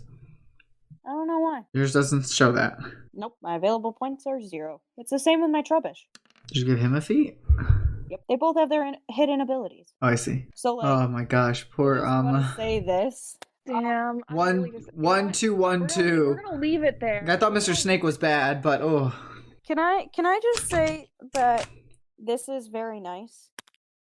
So Spinnerack has Sniper, which is on a critical hit, you triple the dice instead of doubling it. That is very good.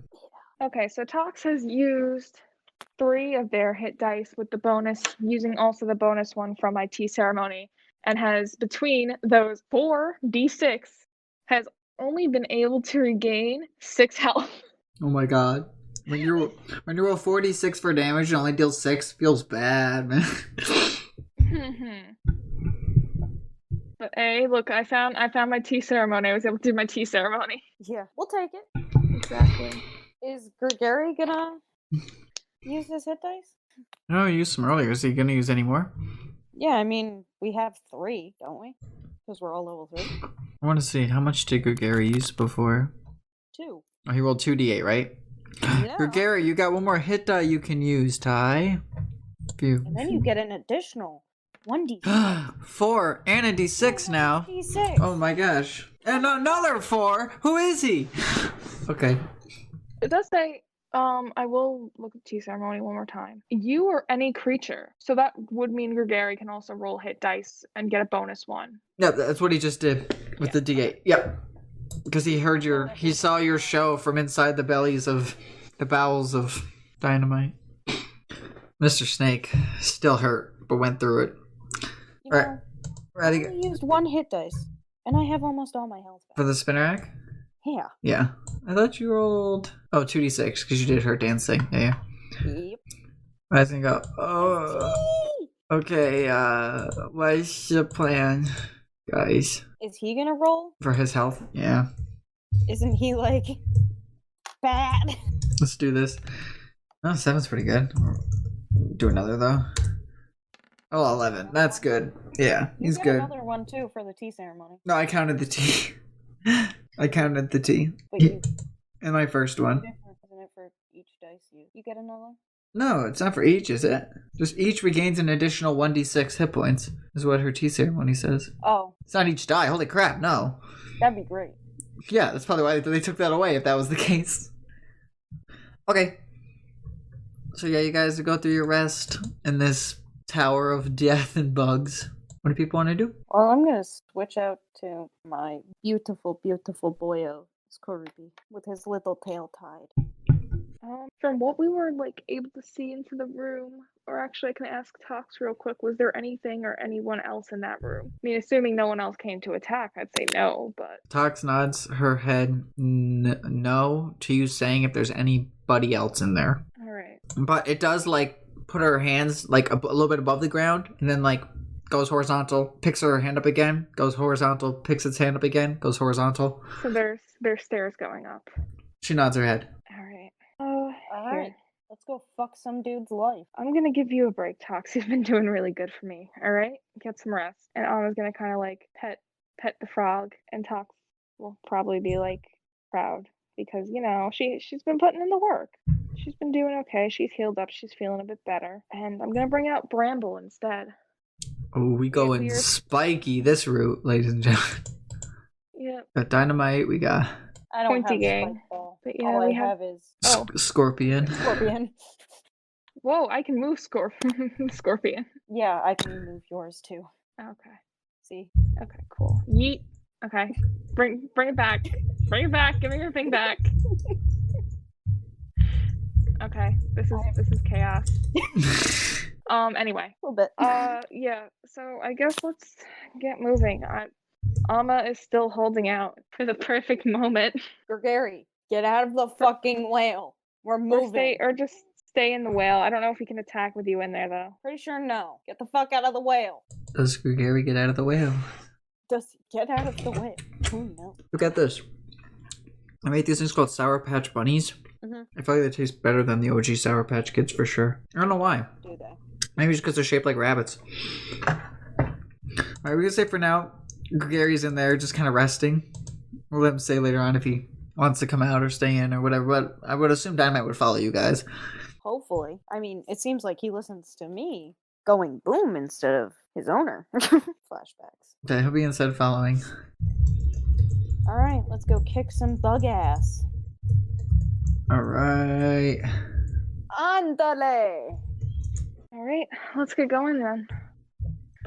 Amma will this time lead the way, because we know no one's here. Sorry, Gregary. You guys allowed to move Gregary? Oh, I can move Dynamite, not Gregary. not Gregary. Okay. Yeah, I can We'll move, scooch Dynamite though. I can move him here. I can also move Riley. I'm keeping the child with me. And the snake. Yeah. That's Mr. Snake to you. I'm gonna say we don't touch that other door over there. We keep probably going. not. That'd be a bad choice. Alright, let's go kick some ass. Upstairs, boyos! Riley goes, hang on, guys. What? I hear those little just steps, the little fast steps coming from upstairs. Are we okay to go? I think so. I mean, do you want me to hear or see if I can hear anything? No, it's just sounds. We heard something earlier.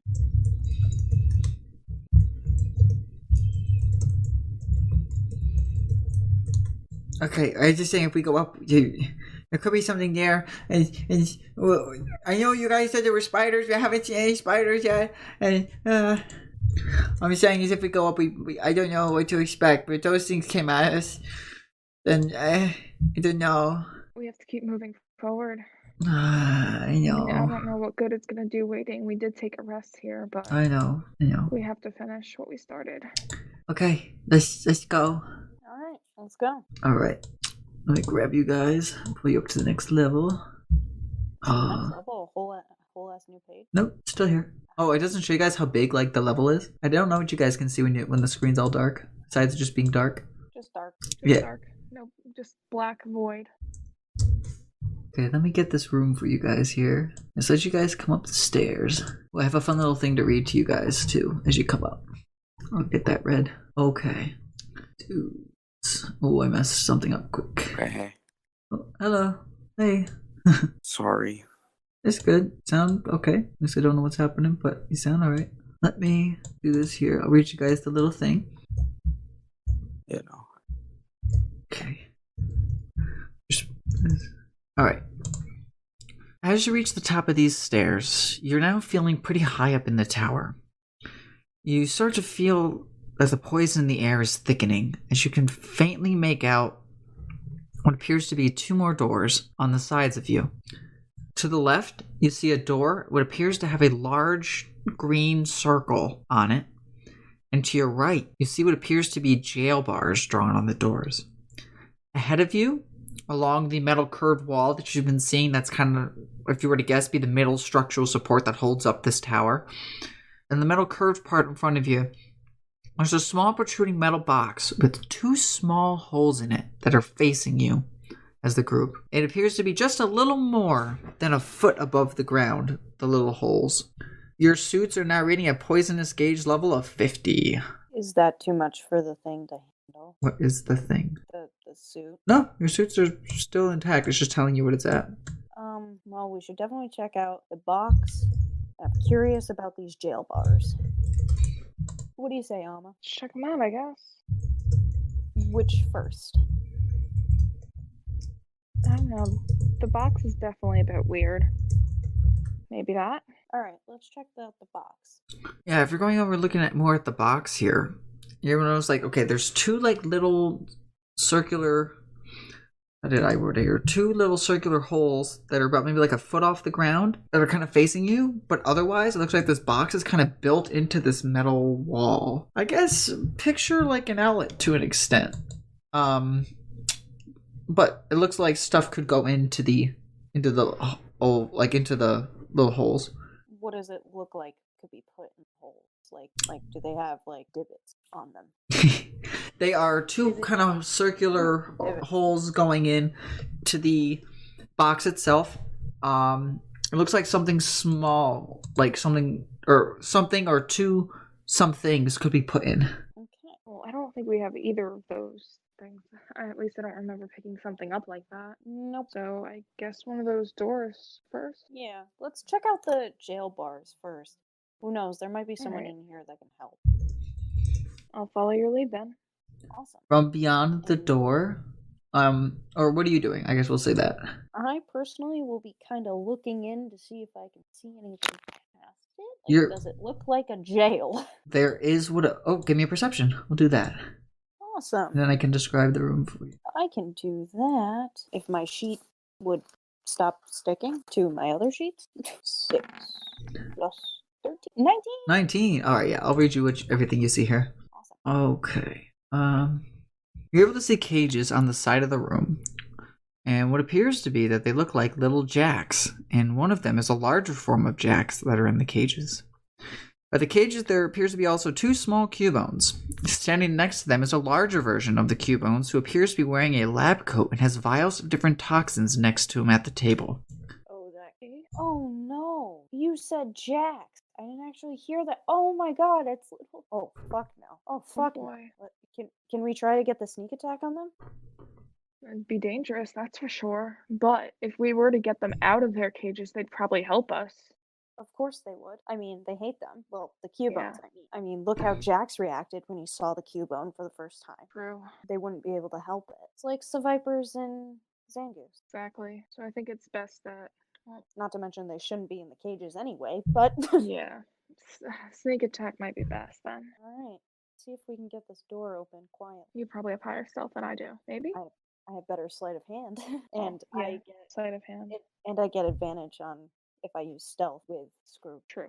Okay. I'll leave it up to you then. Okay. Well, I definitely want to try to sneakily open this door. I'm assuming that's going to be sleight of hand. Me getting in there and trying to open the other door, that's going to be stealth. But I'll have my little buddy with me anyway, so let's get this door open first. So, Ryan, sleight of hand? Sure. Open the door quietly? Sounds good to me. 17. 17. You're able to silently open the door. They have not noticed you. You seem to be carrying on with whatever they're doing, their experiments, if you will. I think I should send in Scroopy first to get in there, so they don't attack me immediately, but the door is open. So I'm assuming stealth from Scroopy to send him in quietly. Yes. Okay. Tell me what you were gonna have Scroopy do. Oh, I was just gonna have him walk in, but the goddamn tail. The tail. Goddamn tail. His tail. Oh. Alright. And Scroopy with his net one kind of walks in. A few of the Jaxes get excited. And they start like jumping up and down, going like, Sandshrew! Because like they're like, oh, person! That's not these guys! The two Cubones look over. They're like, Bone? One runs over to start to tell the other Marowak as the other one runs towards the Scroopy to start to try to engage. Okay. That works. Can I send Bramble in as well?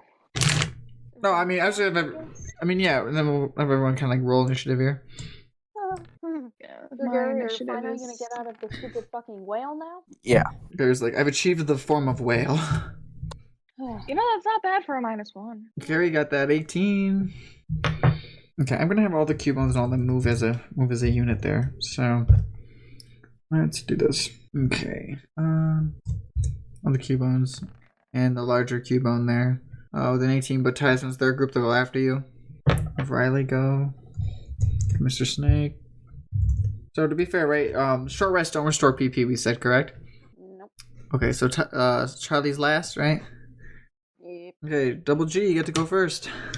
You can say that Dynamite is able to go through doors as well. That's good. At least. I'm not gonna try Sleight of Hand again. Well, door is open. Yeah, I know. It was a joke, because the last time I died. No. Look, Gary ask what's in there. Yeah, sure. Yeah, I guess. He doesn't know, does he? I don't know if Sky said anything to anybody. Well, Well, let's what assume happened? I did. Okay. Because I kind of did mention it to Amma, but then again, Gregory was in the whale. I mean, we could say he heard. That's fine. Yeah. Alright, so Gary's heard. He knows of it. As far as what's where, no idea. Buddy heard Sky say something to Alma. Okay, and are you staying in Whale, or what's the consensus? I can go through, right? I join. Yes. And attack, right? Are you staying in the Whale? I'm just curious. No. I gotta get out so I can attack. Oh, yeah. Water gun. Yep. Yeah. Oh, yeah, so then Dynamite's there. Dynamite's on the other You side. want Dynamite to launch you with water gun at the enemy? No. It's like, if you want me to go and just, like, punch the other Cubone with my bare hand with the force of a Dynamite. Doesn't matter. He misses. Damn. Yeah, 7 does not hit. Okay. Alright, the lot of them. So the Cubone goes over and tells the larger Cubone, that's wearing apparently like a scientist outfit, was holding some vials there. Picks up a few of the vials, goes over to the machines, and he pulls a lever on the wall, and the machines all start on fire. All the little jail cells that the little guys are in. So they back away to like the back of their cells. Except they're not touching the bars. All the little Jaxes. Or for those at home too, the Armenian Sandshrews, if it's been some time since you've heard. And as he goes to do that, one the other Cubone starts to run back to prepare to engage for future. But the one that is over there is going to try to hit Scroopy as being the first person in the room. Ride a Bone Club. It's just not letting me see the stat, I guess. No. 6. Oh, 6 misses. Easy. He goes in like, boom! Like he's taken back, like, surprise. I'm going to squish this little scorpion that came in and startled up our little experiment. Completely misses. The Scroopy just like flops its tail like to the side and just swings down. Cubone misses. All right. Riley. All right, get it, Mr. Snake. And the snake kind of like leaps over the top of Dynamite to get to the side of the Cubone as it comes in. And as it's doing its leap, it's going to try to get that bite off. It's going to try to be cool. Oh, with an 18, he gets to be cool with his melee master. All right, roll 2d8 plus 13. Bro, no! Even when he tries to be cool, he gets low on the both ones. I mean, don't get me wrong. He hits the guy for like 15, which is a tremendous hit. But if those were higher, he could have just killed the thing. Yeah. All right. But it didn't. No. All right. After Riley goes Amma. So I've got Bramble out, and I'm gonna do a nice rollout and Ooh. get that going. Yeah. Hopefully. Just like the Badoofs. Uh-huh. 14. Oh yeah, 14 hits. Okay, we're starting off. Start your races. 1d6 plus 3 for 12 damage because it's a bug type. Oh, you want to describe it? Hey, here's the question. Which one are you hitting? The healthier one that's coming from the Marowak, or the one that Mr. Snake was engaged with? I'll hit the one that's closer to Bramble, which I think is the one that's not engaged with Mr. Snake. Sure. That one for 12, you said? 12, yeah. Awesome hit. Yeah, he's still up, but he's looking hurt. Okay. I'm gonna go to Charlie. All right. We're gonna try to use the move knockoff. Dirty 20. Oh yeah, who are you hitting? The only Cubone in front of me. Sounds good. I mean, no one at home can see it. That's right. So thank you. That's fair. But it's the only one that I can hit. So sounds good. If it has an held item, it disappears. But he takes 5 damage. Anyway. Oh, want to describe how you take out the trash? Taking out the trash. All right. So Scroopy, because his tail's bum and he kind of has no feeling in it, I can't make him use his tail. So no, he uses his head instead, and he just headbutts it. Nice. Modern problems require modern solutions. All right. Back to the top. Double G, Gregory. Yeah, I'll try to hit the water gun again. All right. 21. Nice. Which one are you hitting? The Cubone that's near you, or the far away larger looking Cubone? So, he's gonna aim for the nearest Cubone. And a propulsion of water is gonna shoot out from his mouth, kind of where I was, and hit it for 6 water. All right. Nice. It is like barely up with that 6. Okay. The group's gonna go here. Alright, so the Cubone that's engaged with the Pharisee that's doing its rollouts. I'm gonna try to get that bone club off. Thing works here. Okay. 20 plus 3. Ah! That's just not good. It's a nat 1. Oh, the wheel of misfortune. Oh, that almost was a 99. At least it looked like it's a 59. Okay. You suffer D4 less for every attack roll and saving throw for the rest of the encounter. So, I was just for this bone club. He like swings it down, looks at the Pharisee, and he's like, This thing has no mouth. It has no face. It just has eyes and spikes. And he's like freaked out. He's like, why? What? And he's like losing his cool like around this. He's like, I just watched my friend just get got by this little scorpion thing. These guys, there's a whole bunch of them. There's just me and like the guy in the back. And oh god. The bigger Cubone is gonna go. I'm gonna keep calling it that just because we don't know exactly what he is yet. Bigger Cubone. You're gonna see. Is going to, as he's going to start walking on over, and as it walks over towards you, you see it's got these like, unlike the little Cubones that have like the little feelers behind their backs, the ones that you've seen previously, not like feelers, but like little, like maybe like little fangs coming up behind their back. This one's got like 2 bony prominences coming out of its back that it can use to step on the ground as it walks. So you notice it's not even like walking with its feet; it's walking with these like bony, like almost like they're not tentacles; they're almost like I don't want to say like bony structured stilts coming out of the back of it, out of its spine that it's using to walk with. As it's running over towards you guys, it takes one of its vials and slams it on the ground behind it as it's running. And everyone's kind of like, oh, why? And as he comes over towards the group here, he's just going to throw his bone at the Scroopy for a boomerang. Okay. Did you say boomerang or bone? Boomerang. There's the first hit, and then does it take it on the coming back? Yes, I think it takes both, right? Uh-huh. This is ground damage, by the way. 14? How's Scroopy looking? 8. Okay. Alright, so that was it for the group there. Rally with Mr. Snake. Mr. Snake's gonna go over and try to engage with the with this larger Cubone looking thing. And he's gonna try to hit it with a bite. We're gonna do maybe some style.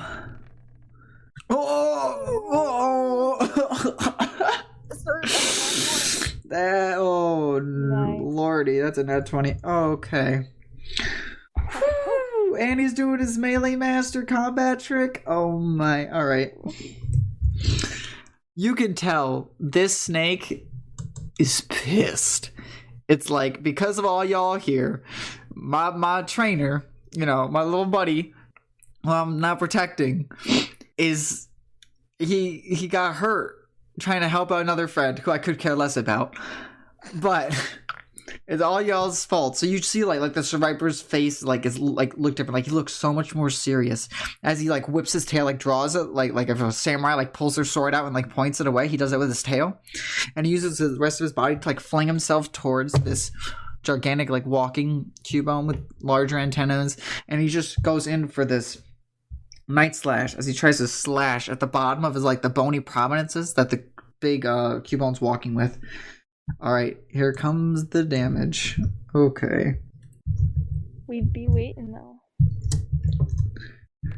So this 21 is going to double to a 42 damage.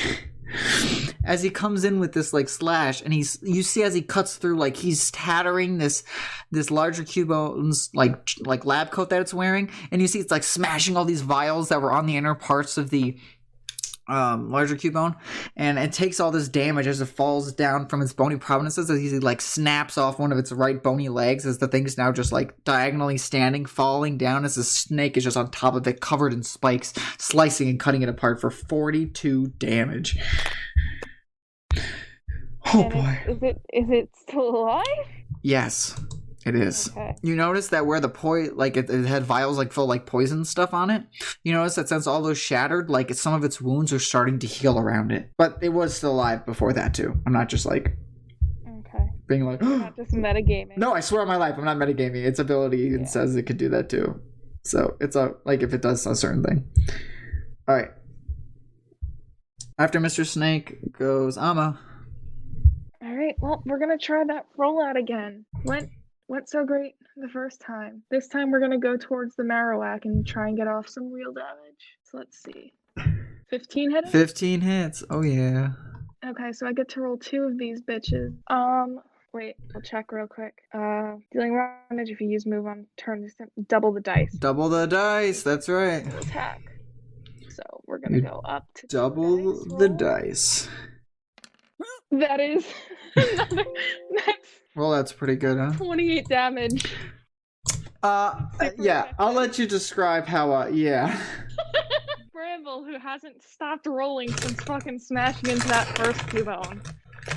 It's that first cubone almost pisses itself because Bramble almost takes another run at it, but Bramble goes around it, instead slams into the Marowak after Mr. Snake has already cut it up and beat it up really badly. And just fucking slams into it. Huh. Just like his compadre. Gone. Oh no, that was the Marowak. Oh, I thought you were going for the... No, I was going for the Marowak. Yeah. It's double... I thought you were engaged with the other cubone still. My bad. No, I went right around the other cubone and just went straight for the Marowak. Nice. Oh yeah, you wanted to... Katie, the Marowak dead? Oh, yeah, that 28 did it. Okay, making sure. No, it's okay. The thing... Something didn't do it before. I don't know. I tried to have a mini boss. Here we are. I guess it's just gone. My question is, can you even still scan it if it's dead? I'd say yeah, its body is still there. Yeah, body's still there. Amount of cool things I had for this. Oh, it's all good. It's fine. It's all good. This is what we get for having Gregaria almost die. Yeah, that's true. That's true. An eye for an eye, if you will. And Gregaria lost both of them, so we're here. No. You kind of can't see anymore, but that's okay. Rip. All right, It's so kind of like blind sight, but yeah. Blind sight. Yeah. All right, you want to describe it, Amma? Yeah, I did. Oh, I'm sorry. Going into the Marowak and dodging the cubone, but the cubone almost shitting itself out of fear because it was oh shit, I'm about to get bodied, when really its friend just got bodied, or its boss. Its boss is a better word. Yeah, so that Marowak, right? I need not call it Marowak for home. Yeah, that Marowak just gets so wrecked from that hit, and it's just down. This little cubone. Yeah, it's Charlie's turn. Well, just so you know, I am gonna scan the Marowak. I mean, yeah, I figured we'll do that after. I don't think right now. But I am letting you know. That's fair. So you can do your spiel. Oh, after. yes, I got my spiel. Don't worry. You got your spiel. All right. I guess we're gonna try to bite Finish this. off. Bite this little tiny bug that is probably shitting itself now. Bro, the thing's got 4 health. All right. 16. Yeah, it should be dead. But wait, no. No. I'm just letting you know. No. Like you can all do your whole shebang. I'm excited. Oh yeah. Yeah, It's dead. Very dead. All right. It just bites into its flesh and go bye-bye. You notice that while you all have been fighting here, that poison that was like smashed on the ground, that the Marowak threw on the ground earlier, you're kind of like looking like, why? Right now, a Pokemon's gonna get an advantage to hit the Pharaoh Seed, because that's what killed the boss, by a Ariados that's been up on the ceiling the entire time, watching the fight play out. That was the little spider footprint you heard up above earlier. Gonna try to shoot a Felstinger at our boy that took out I mean, the you Pharaoh Seed. try. Got a high AC. Now that I said that, it's still gonna hit. Yeah. Yeah, 2019. Okay. I mean, 19 damage. do you resist? No. That wasn't the damage. That was you got an advantage. So I was just rolling it. Oh I god. Damage normally by this though. Damage. Because I'm Okay. steel type. The bug? Yeah. Mm-hmm. Well, okay. It did all this hot shot to deal 5 damage. Wow. Nice. Really putting in the work here, Ambush Ariados. All right. Good job, buddy. Cubone's in. It's in there for the group technically. All right, GG. What do you want to do, dog? All that's left is just that single Ariados by it. Well, he is within range of a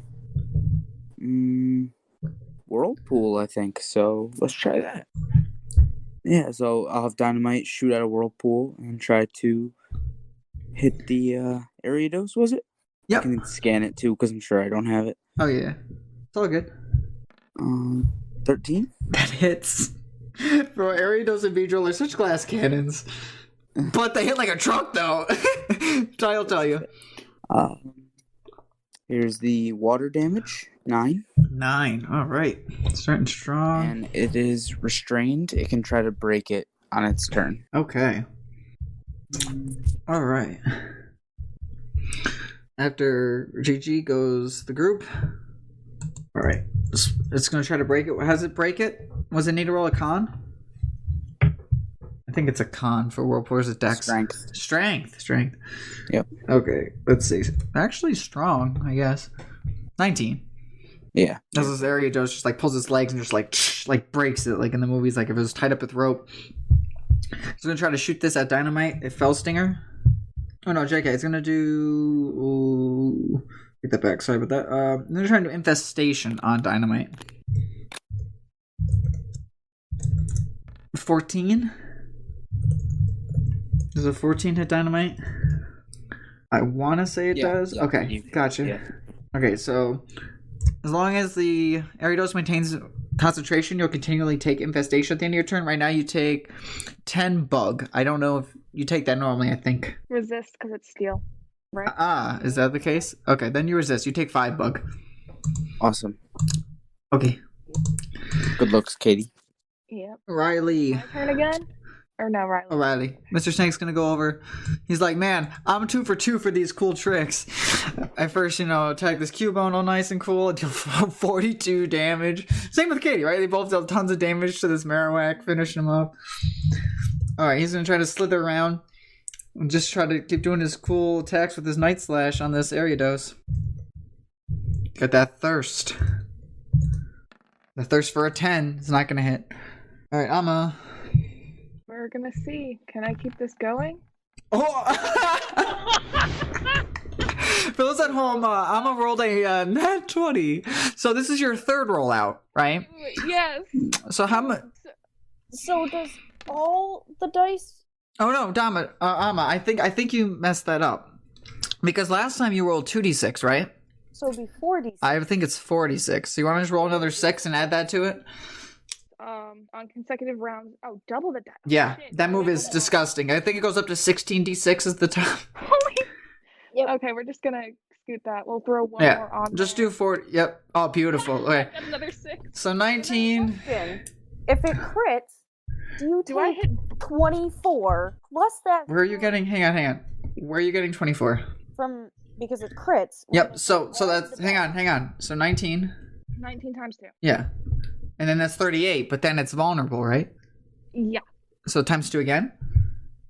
What? So it doubles for the crit and then doubles again because it's weak to rock type. So Amma. Wouldn't crit? So wait, Hang on. Wait. question: Hold on.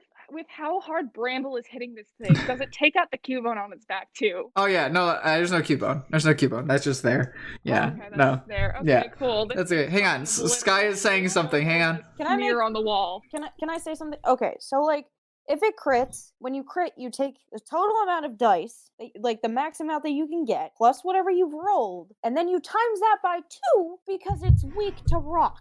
That's what we said. Yeah. And that. No, Katie had said it doubles and then doubles again, but it. Yeah. It doubles because it's a crit. Yeah, no. The way we do crits is we should just double the damage it deals. No? Fact. Isn't that how we've been doing the? No, we take the total amount that a dice can do. So like if you crit on 1d6, you're gonna do 1d6 plus 6 plus whatever for the normal attack. Okay. So it's a 46 move, right? I see what you're saying, Sky. So it's a 46 move, okay? 13 plus. Hang on. No, 19. That's right. 19 plus 24. Yes, and then you double that. Yes. And then you times that by 2. Yes, less than what it was before, but still really high. Oh, that's disgusting. It's Hang on. 6 damage. Wait, no, hang on. Is it 86? I don't think so. Because 19 plus 24. Oh yeah, times 2. Oh, never JK. That's more than I calculated earlier. Which I messed up. A splatter on the wall. Yeah. So Amma's Pharaoh seed. Who have you named it? Yeah, you named Bramble, right? Oh my God. Just fucking obliterated both of these back to back. Oh, Bramble nonstop. For the world. Takes out the boss, bounces off the boss like ricochets as he's building up speed and just deals 86 damage to that area dose. Oh my, we've never seen a roll that high, I think. Even in even in the Christmas campaign, I don't know if anybody ever dealt 86 damage to something. And that was weak. And they had Braxians fighting ice types, okay? Maybe you did, but 86? Oh my God. All right. Okay, so experience we get for all that. Oh. Well, if anyone was hoping to scan that Ariados, I don't have an Ariados left to scan. That's her punishment. There's just limbs. It's kind of a good thing that I'm technically gonna be able to see it and catch it anyway. Yeah. Because I kind of have the pre-evolution. I do want to scan that beautiful Sand Slash though, and the death on our whack. I'm gonna say Amma steps into the room, hearing Bramble just absolutely losing her fucking mind. Amma goes out there. My little serial killer, I love you. Amma goes to pick up her little bug juice soaked seed. Oh no, ew. And it's kind of trying to wipe it off just a bit. Okay, I'm gonna read first the well hang on. Okay. Let's dive back into story quick, right? Yep. So that goes on. The cages are still on fire with the little guys, and then on the bars. The bars are all lit. They're burning. And to stop things from touching them. That's a thing. That's a job for Dynamite, I think. Well, there's probably a lever.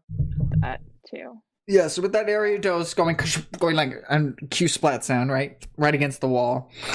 Yeah.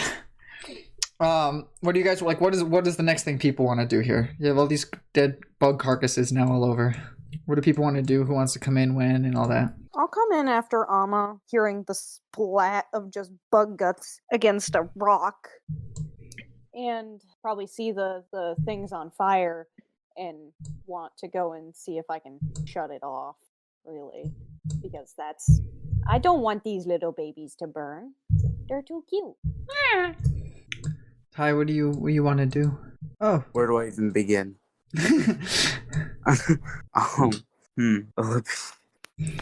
86 Amma. Oh my god. I know. I feel like nothing I do even matters. Gary's like, I thought I had my moment with, dying, but there we go. That was phenomenal. I definitely appreciate my Bidoof more. A bit more. Yeah, I think Venipede has rollout as well. It does. I also have that. I was like, all right, so we're going bowling for a mini game. Is that? Yeah. Question: can we find a Miltank just so I can roll out more? Wait, okay. Can I just do something as a joke? Can I see if my fourth one would have hit? Oh, yeah. Let's do it. I'm here for it. Would it have gone all the way? It would have. Yes. Oh my god. Wait. It maxes out at 5. It maxes out at 5, guys. Come on. 19. Yeah. Holy shit. It would have been able to roll 16d6. No. Yo. Wait. Katie. Wait. I'm just gonna do that now. I'm gonna do that now. You earned it. You were certainly allowed. Go right ahead. 16d6 plus 3. Truly. Oh, a lot of those are 6s. Oh, that would have been 64. Oh no. That doesn't even amount. Oh, times 2, because it's bug, right? If it was bug time. If it was bug, 128. And what level's your Pharaoh seed? Level 2 right now, though I'm sure that's about to change as soon as you give us EXP totals. Yeah, oh god. Alright, so y'all ready for this? Oh no. Sure. Alright, y'all, you all better not say I never do anything for y'all, okay? Yeah. And this is with me. For those at home too that are in the Discord, we had a good talk today about in the Discord with me and some of the people in Discord. Shout out to you peeps there. About how I do XP. Even with me doing my way of XP, each Pokemon out gains 2,500. What? Each Pokemon out gains 2,500 XP. So Dynamite, Pharaoh Seed, Skorupi. What level? Skorupi is now level 4. Yep. Bramble is also level 4 now. Dynamite is level 4 as well. Well, some of us didn't anticipate it to go over that easy. That easy. Oh, was it easy? Ty's like, was it easy? I can't see. I'm playing Toph now. Don't you know? That's a fact. I'm gonna be bending the metal out here. Dynamite just goes over, starts to gnaw on the jail cages. I'm just biting Dynamite. You're biting why? Because of metal bending. Oh, I see. Took me a second. I was like, oh, Last Airbender. I see you. Okay. That was good. That was bad. Whatever. All right. So, yeah. Okay, I have to read stuff to you guys. All right. So, the Sand Slash. All right, time for a few dex entries here. This Pokemon's body is covered by tough spikes, which are hardened sections of its hide. This Pokemon can use its spikes to cut through objects as it corrodes even the toughest of metals to continue its hunt for food for its young. Ormean Sandslash, poison ground Pokemon.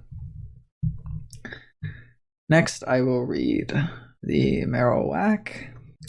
Ormean Marowak is the male-evolved form of Ormean Cubone that has overachieved as a drone in the eyes of its queen, and has earned the queen's blessing. This Pokemon's work for the queen of its colony on secretive missions to help expand the well-being of the colony. Ormean Marowak, bug, poison, Pokemon. Alright, so those are all the dex entries for y'all there. What do y'all want to do next? I think the cages are still on fire.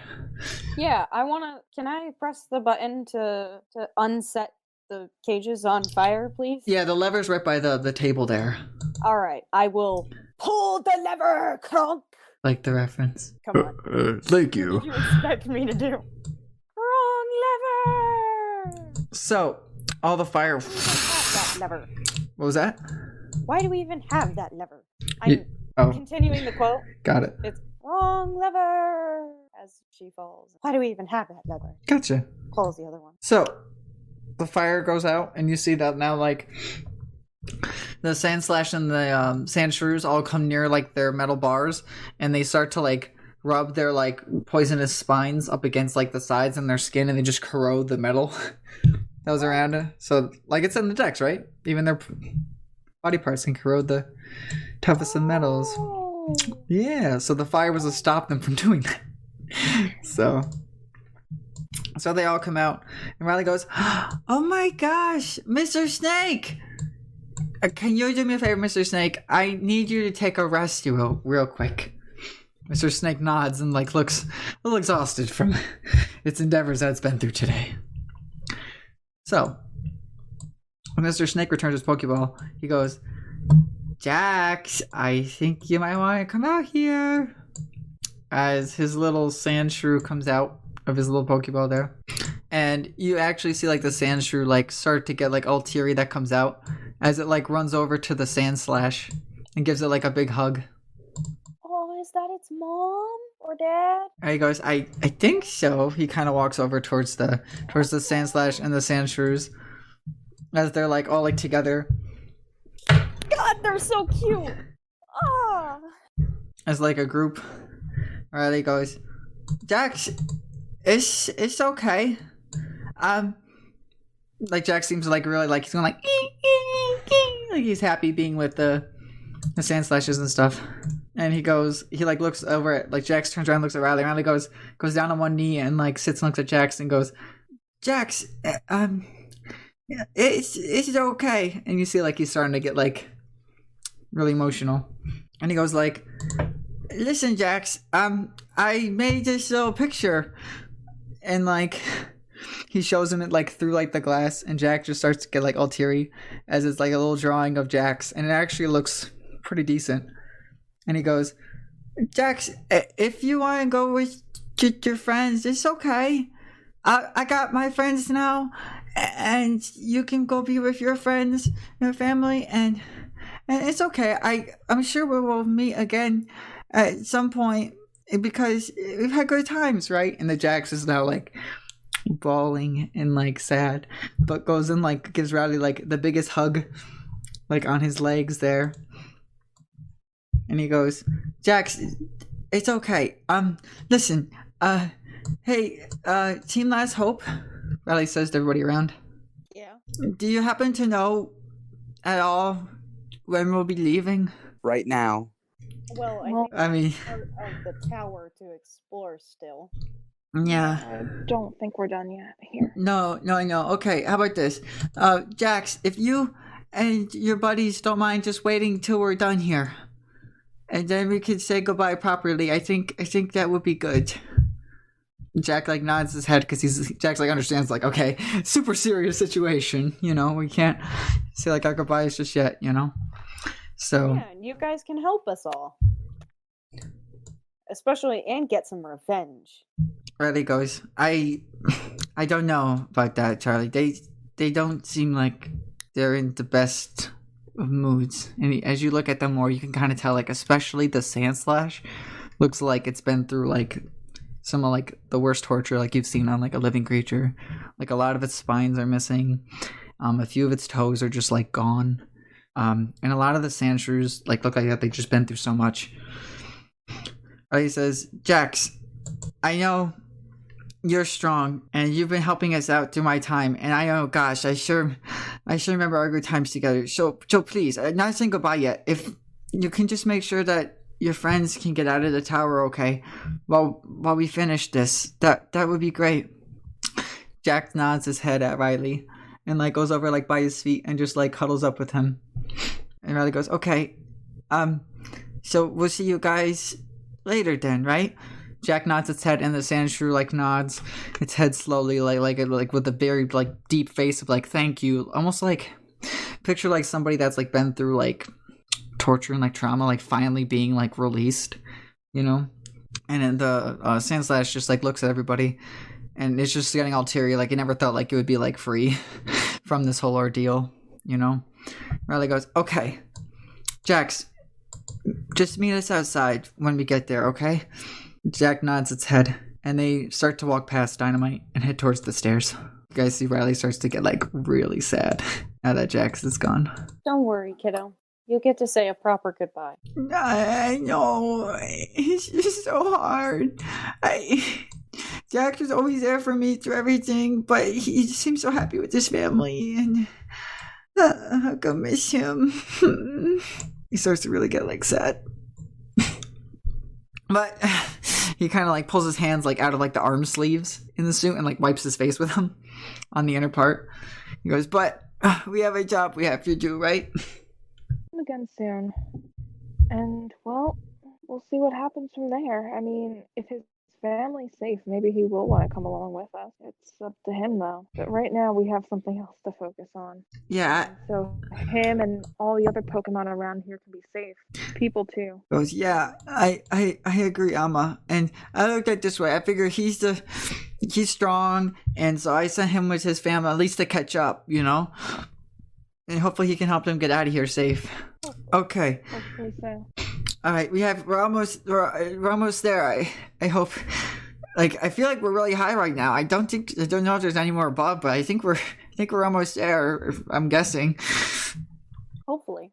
Let's check out what's on this table first, though. Maybe there'll be a clue to see maybe how much longer we have to take, and maybe even what they were working on. Give us some ideas of their weaknesses. Yeah, so as you're looking at the table, right, you see all different sorts of beakers and vials set up in like different little pieces of like what you can assume to be sand slash and sand shrew on the table. And they've been trying to find ways of like it looks like what they have set up is that they were taking these things to put them in like potent vials to do something with them. There's also another one of the simple boxes set up like the other room that have like 2 holes on it about like a foot off the ground. But there's nothing in it. No, it almost looks like if you put 2 things in, it'll activate some mechanism of some kind. They're like attached to the wall. Is there anything there that's shaped that way? On the table, there is nothing there that seems to be shaped like that way. There's other Tinkerer's tools and things, but nothing to get there. I can take along with me to maybe help? There's alchemist tools. I'll take them. Yeah, I mean, I'm an alchemist. You would think I would, but that doesn't seem like a bad idea. You guys are able to hear the faintest laughter that you guys were hearing before. That sick laughter you were hearing coming from beyond the wall here. I'm just gonna kind of glance around, hearing it, and then kind of look to the others and gauge their reactions, because she is definitely unsettled a bit by it. Is there another door in this room? In this room, no. So back the other way.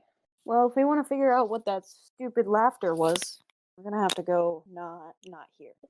Let's Also check out that other door, I suppose. Question: when can we use hit dice? On a rest. Okay. And you can use potions whenever. I mean, they cost an action if it's combat, otherwise, no. I will be using 1 potion. You guys said you were going over to the other door? Yep. Okay. Who's going on in there? Can I listen anything beyond the door first? Yes. I'm getting it now for you. I'm gonna have to.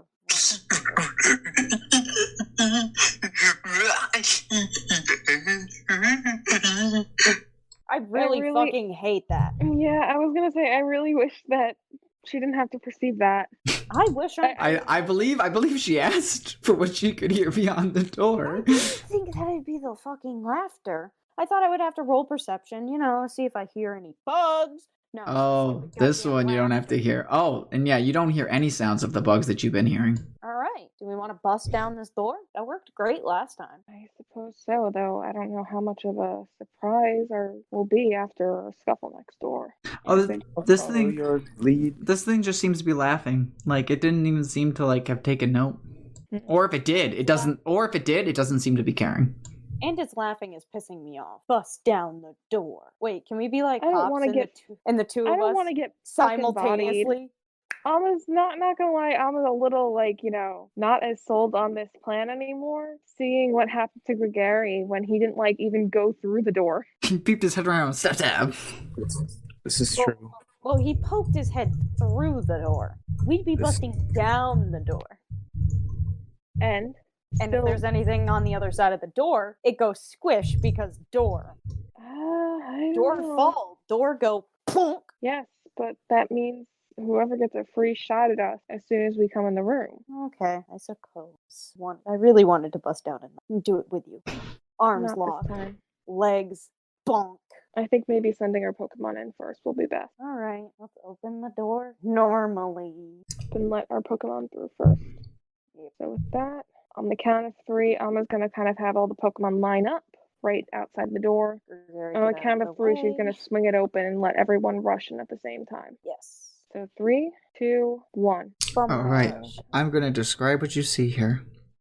When you go into this room, you see what appears to be hundreds of green egg sacs that are just scattered all over that you can see when you open this door. Your suits, just from getting the door open quickly, are now reading at 65 as you feel the air become thicker, filled with potent toxins. As your door opens, standing amongst this poisonous gas is a large green creature that is slightly giggling to itself upon seeing you all open the door and come on in with your Pokemon. It is one of the most misshapen faces you've ever seen. It has green spots all over its green ovular-shaped body. It has 3 tendrils coming out of each side of its head and a pouch where there is a cracked purple egg that looks angry to see you all. You're able to notice another metal box attached to the metal inner part of this wall here. And you notice that the large ovular green creature has noticed you and is just staring at you all, just laughing to itself while it seems to be taking care of these eggs. So Ryan spoiled that. Yeah. What? Oh, yeah, but no one noticed. Your screenshot. I noticed. I fucking pointed it out. I think I led you away from it, though. I mean, I noticed it and I was like, great, so he's using a Chansey somewhere. And I didn't say anything because effort. But that's... Why did you deform? Can we scan it? If Alma's still got the door cracked a bit, can we get a scan in? Sure. And I don't think anyone else. I don't know if anyone else is in line, but she'll tell everyone what it says. Sounds good. She'll hold the deck so everyone else can hear it. Yeah, sounds good. Or if you hold open the door, all of us just reach our arms in. True. Click. So, Chansey. That's what I do. Armenian Chansey, bug poison Pokemon. Armenian Chansey loves to lay chemically rotten eggs on an everyday basis. The eggs are so putrid that they're known to rot out the eyeballs of mere humans who look upon them. The smells can be picked up from miles away.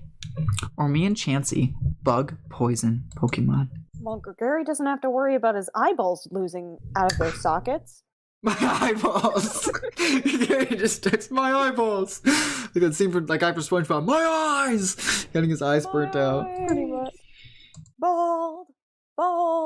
That guy, yeah. Alright.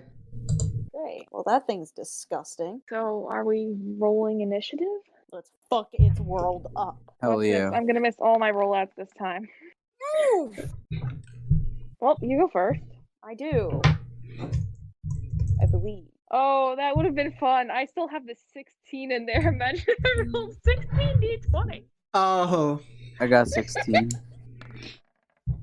8. Alright, you gotta roll for Chansey and Mr. Snake. There's Chansey. Here's Mr. Snake. Oh, good. So as good day. Okay. Has a fuck ton of con though. So, Mr. Snake. Okay.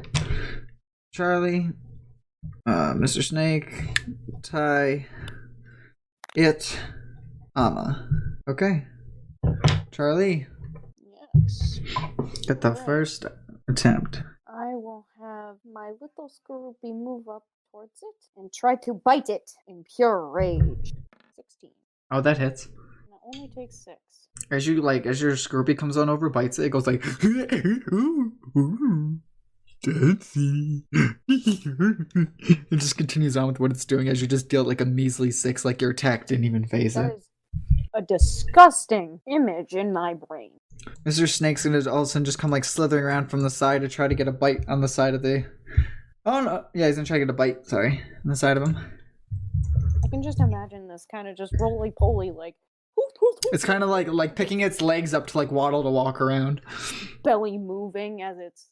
I hate it. It's such a burning passion. The picture's beautiful, isn't it? No.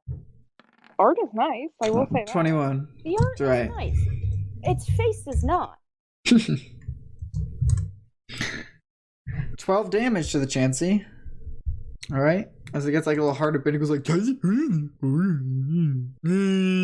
so like shakes its arm that the snake bit. Like it did like a little bit. But nah. Alright, Gary. Hello. Okay. Since Dynamite is through the doorway, I will have him do a whirlpool shot towards the Chansey because it's actually within range. Nice. 10 10 is not gonna hit. I'm sorry. That's okay. Yeah, I'll scan it obviously, but that's the end of my turn. All right. What's gonna go? Chansey's gonna go. Chansey. And it's gonna just like pull its hand back, and it's gonna go like a purple color as it tries to poison jab right at Skorupi. Oh, I realized something. What? You bit him with an attack, as did Mr. Snake. Wait, right? I just realized something. What? Yeah. Bramble's immune to poison. There you go. There you go. Steel type. I forgot. I didn't realize it was gonna be fully immune. I guess in earlier gens it was. I don't know. For the people that bit him, I'm gonna have him roll a d4 quick. First one's for the Skorupi, second one's for the Survivor. Okay, neither of that procs this thing. Okay, but it's gonna go, right? I think so. Okay. Yeah, it has his purple fist all curled up, ready to punch right at the Skorupi. Okay. Oh, bitch. 19? Alright, yeah, you brought it. This is just poison damage, so 6. So 3. You don't get poisoned because you're a poison type, right? Or do you? Yeah. Okay. After it does that, you're gonna see its thing gonna go, Chansey, and like it's gonna snap one of its fingers, and the egg on the left side of Mr. Snake's gonna explode with an egg bomb. Oh, Mr. Snake. Oh no. I'm glad Mr. Snake. Glad you guys took that short rest. Oh my god, Mr. Snake is barely alive. Holy crap. How the hell? It was a 2d12 plus 13, and it rolled an 11, 12, and plus 13 for 36. Is Egg Bomb a normal type, or is it poison type now? Egg Bomb is normal. Oh no. No. It's a poison type. Poison? Yes, it is, because I have it in my thing. Mr. Snake should resist it. Yeah, okay. Half damage. Okay, Oh. so that's less Not to be that guy, but Dire. so it's I think I need another 12, right? If it's double the dice. I think it's 48, so half is 24. Holy crap. wait, what do you mean double the dice? Well, he got a crit, right? The egg bomb's a crit, because he got that 20. So it's 2d12 plus 13 20. plus 12. 4, right? What? Because it's total of the dice? Correct. So it's 12. It has only plus 1 to its attack. It's 2d12 plus 1 is egg bomb. Oh, you didn't. I missed the 12. Well. Yes. So it's going to take 24. Still not hot. Still bad. At least it does resist it. Okay. Does that mean it's my turn? Yeah. We're gonna try the rollout. I'm gonna say that hit. Oh god, 22. Yeah. So yeah, that's my first. Oh, that's the wrong way. Yeah, I'm gonna say, so that's just a 1d6, but that's 12 damage. 12 damage. Okay. Back to the top. Charlie. Alright. I don't like this thing's face. It's happy to see you. It isn't. Yeah, the egg explodes and he goes like, Chansey. And like claps his hands when that egg exploded and then gets hit with this Pharaoh seed right to the gut. And he's like, Chansey. Well, we're gonna bite it again because fuck this guy. Nat 20. Yo, now we're slinging heaters. 21. Holy. You know. Don't you add another, I don't mean to correct you, but don't you add another 10? Yeah, Yeah, it's only that's 1d. what the- It's only 1d10 plus. But don't you have sniper? Or no? No, I thought you said you got the hidden ability. that's spinner ass. What's your Skorupi's ability? Skorupi's hidden ability is not that, and it's not very good. What I is it? looked at it. What does he have now? I gave him an extra move. I He thought- he also has battle armor. Battle armor, what's his other ability? I thought he had sniper. Yeah, that's his other ability besides battle armor. So he has sniper now? I can do things. Or I no? thought I could do things. No. Oh, so you chose not to give him sniper. No, because it isn't his hidden ability. I can't give him. Oh, got it. Got it. I'm with you. So 21 damage still is very good. Yeah, so, also, if this Chansey ever tries to crit me, it won't crit. Like, it will, You got battle armor, right? but I don't get extra damage. I get you. All right. So, like, fuck that thing. Mr. Snake. So wait, what's my available skills, like available points? What can I invest into? Because I didn't look at that with the level up. Feats. We'll look after this. I'll do it that way. But I guess. But I leveled you up can prior do- to the battle, so. You can do feats. So, like, if you want to give Bramble his hidden ability, you can. It doesn't even list the. If you want to look on it, click hidden ability. It'll give it to you, and if you don't like it, remove it. There is no hidden ability. It just has iron barbs for some reason. Okay, Then he doesn't have a hidden. but you can add points into other things. You can give him an extra move. You can add AC. Yeah, it depends on what stat you up, right? So if you add up like Yeah. Con or Dex, it'll change your health or Yeah. AC. Weird with Pharisee. Pharisee literally only has iron barbs, no hidden ability at all. Also, just to say, Survivor rolled a 16 to try to bite the Chansey. Just gonna do that while you guys are looking at that. So I can look at feats and Ah, I forgot to check something again because I'm a dum-dum. You rolled out on him, right, Katie? yeah. Okay. Okay, and then Sky bit him.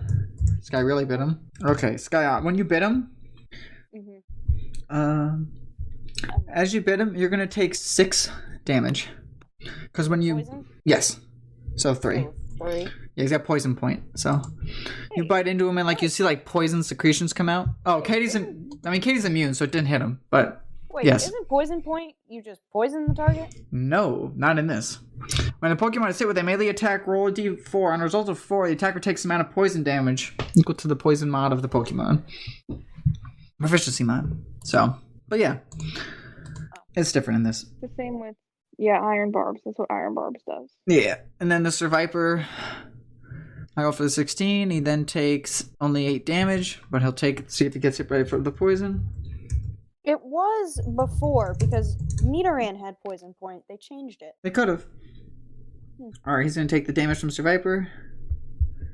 Yeah, the Chansey's now looking pretty banged up. GG, can you finish it? Can you It's take funny the you say that because I was actually going to switch to Cubone. Okay. So, Cubone will be... Yeah, it's not like super low either, so you can definitely switch and be fine. Yeah, he'll be by me anyways because I have to switch him. So you got Cubone out? That's my turn. Yeah. All right. So I don't think you can get there. Sounds good. All right. Chansey's turn. Chansey is going to try to sprinkle this powder on Ferroseed. It's going to like reach in its egg and it's going to like pull out some of this like juice from it and like shake off a bunch of like liquid pellets on top of the Ferroseed. He's going to try to cast powder on you. Brian, stop talking. Ew. Ew. Okay. Let's see. Fucking nasty juices. I guess it makes an attack roll? It doesn't say it does, but it doesn't have you do a check, so I'm gonna assume it tries. But it doesn't have a mod though. It just says instantaneous. So I'm assuming Maybe. no. Katie, give me a con save, I guess. We'll do it that way. Because it doesn't have an AB. Con save. So saving throw. Saving throw for con, yeah. 13. 13 is not enough. Just shy. I'm so sorry. But it's bug. Yours is bug? No, mine is a steel grass type, but I'm normally affected by bug. Okay. It says that this deals typeless. I guess it says it deals typeless damage to the target. Oh. Really freaky. So I guess it's just typeless. Yeah. 16. Easy. That's half my whatever. And you see, like, it then goes like, Chansey, Chansey, like, claps its hands, like, and, like, 2 of the eggs around it go, like, and, like, you see, like, the dust comes sucking into the Chansey as they use soft boil. To heal. That is correct. Yay. Okay. So, let's see if my rollout streak will keep going. 14? Yep. Those at home and heal 22, by the way. Oh. Oh, well, So wait, that's... So that's your second, to my understanding. Yeah, so that's a 2d6. 2d6. Let me throw that in. 9? So that's another 18 now. Another 18? No, wait, not 18. Yeah, okay. 18, you're right. I'm going crazy. Yeah, so basically he just undid his heal. But for the most part, almost. yeah, it looks at the group like Tensy as it like makes like waves its hands like Tensy Tens. Was that a melee attack?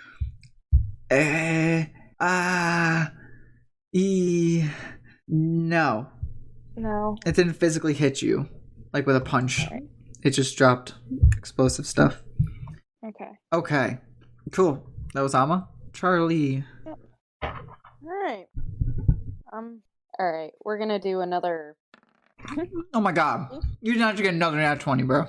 I did. Not to mention, it's flinched. It should have been flinched before.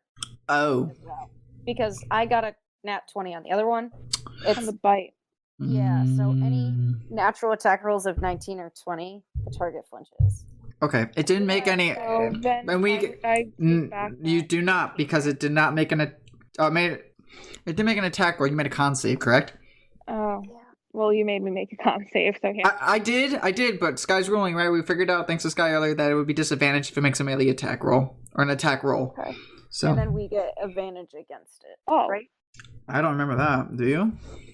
Isn't it on there? Check it again, because then I'll roll again. It's flinched, right? Is that what you said? If it activates a move that requires a saving throw during that time, the target has advantage on that roll. So my saving con is +3, so I'll try it again. Did I pass?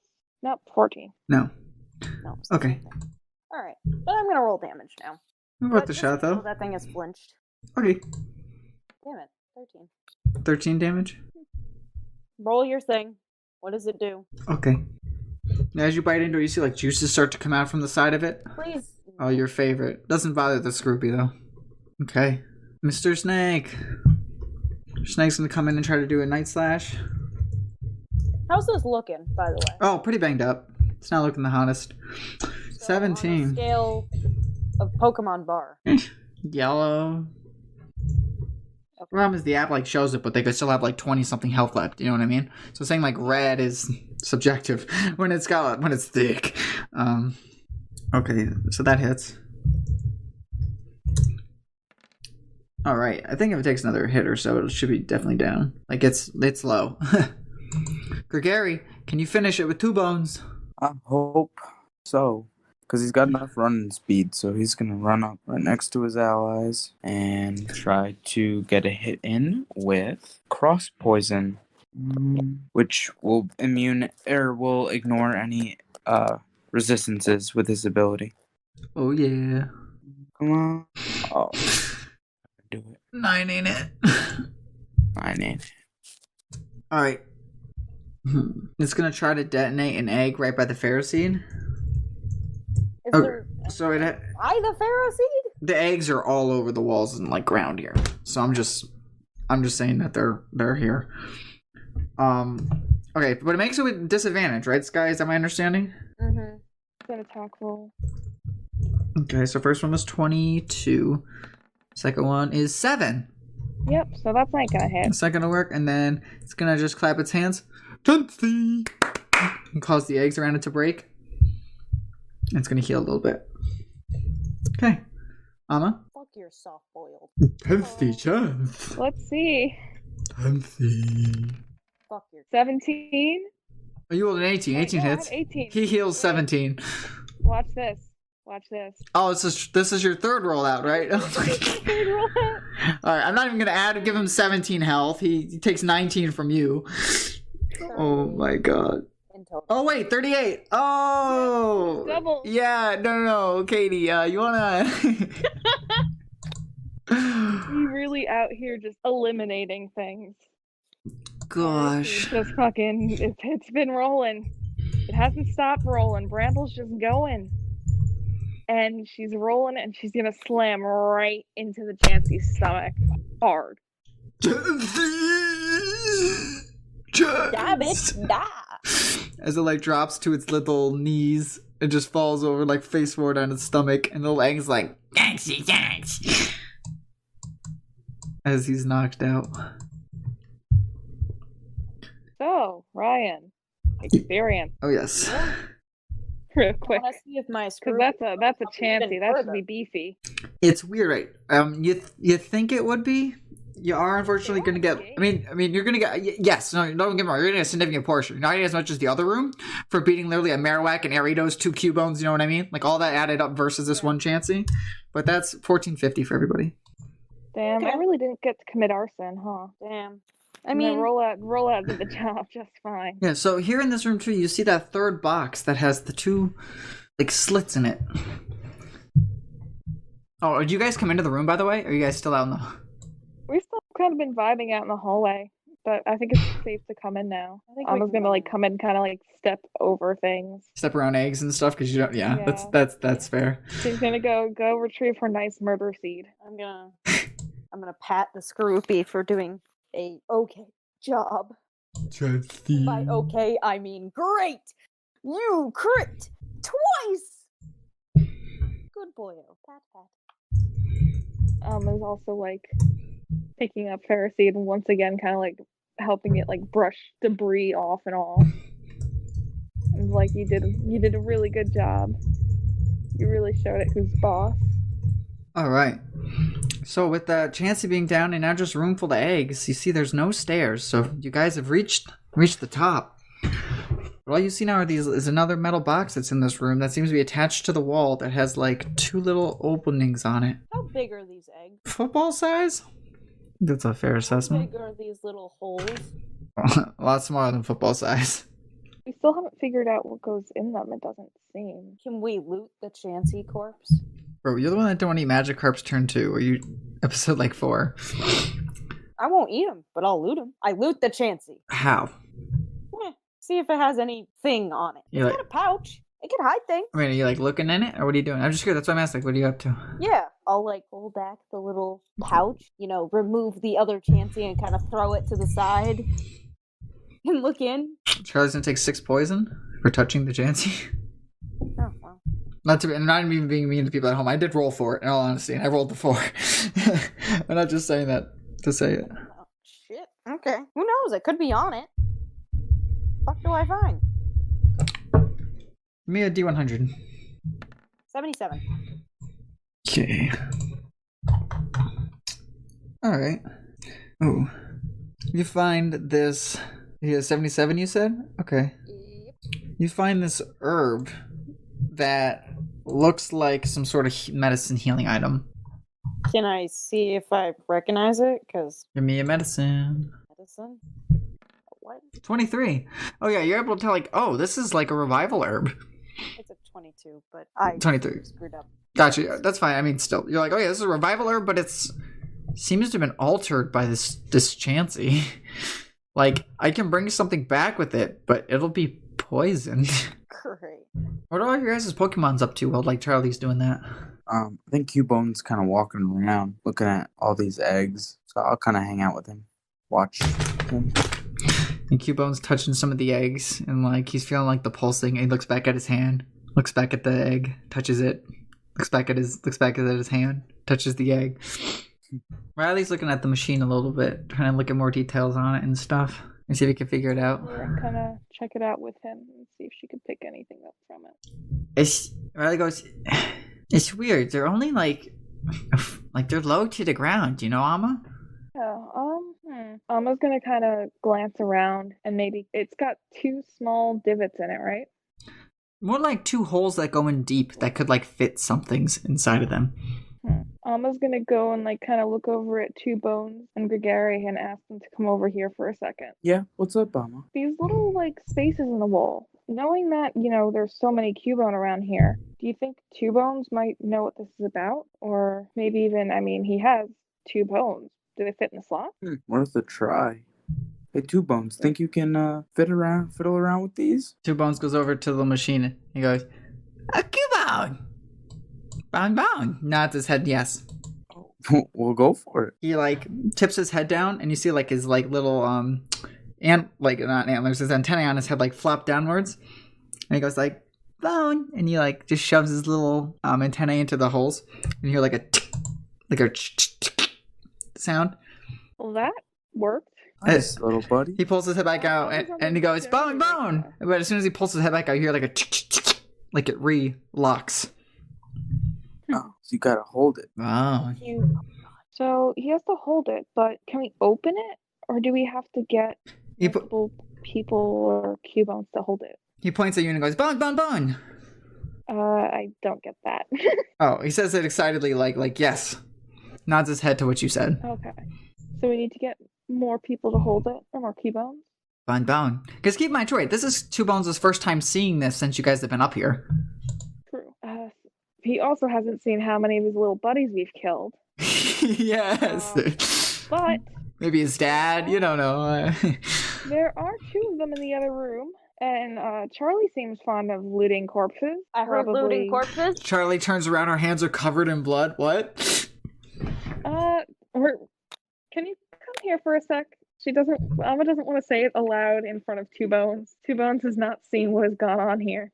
Sure, I heard corpses, so tell me about the corpses. Do I get to loot more? Yes, we need you to grab the, I guess the helmets of the 2 Cubone in the other room. Their antenna fit right in these slots here. Are they so if we helmets? line up all 3, well, I don't know if they're helmets. So keep in mind, there's 2 holes on the one that you're at, and when Two Bones puts his head in, he like fills both those holes with his 2 exactly, antennae. But there's 2 dead Cubone in the other room that we can also use, or the Marowak too, probably, because there's 1 in each room. Yeah. How about you and I go and do the other 2, while these 2 stay here? Sure. Okay. I'll go to the far room. You can. All right. Just drag one to the other room. Alma's gonna backtrack to the middle of the far room to pick up a Cubone. Sure. You're holding a carcass of a Cubone, preferably the one that you ran over. Yeah.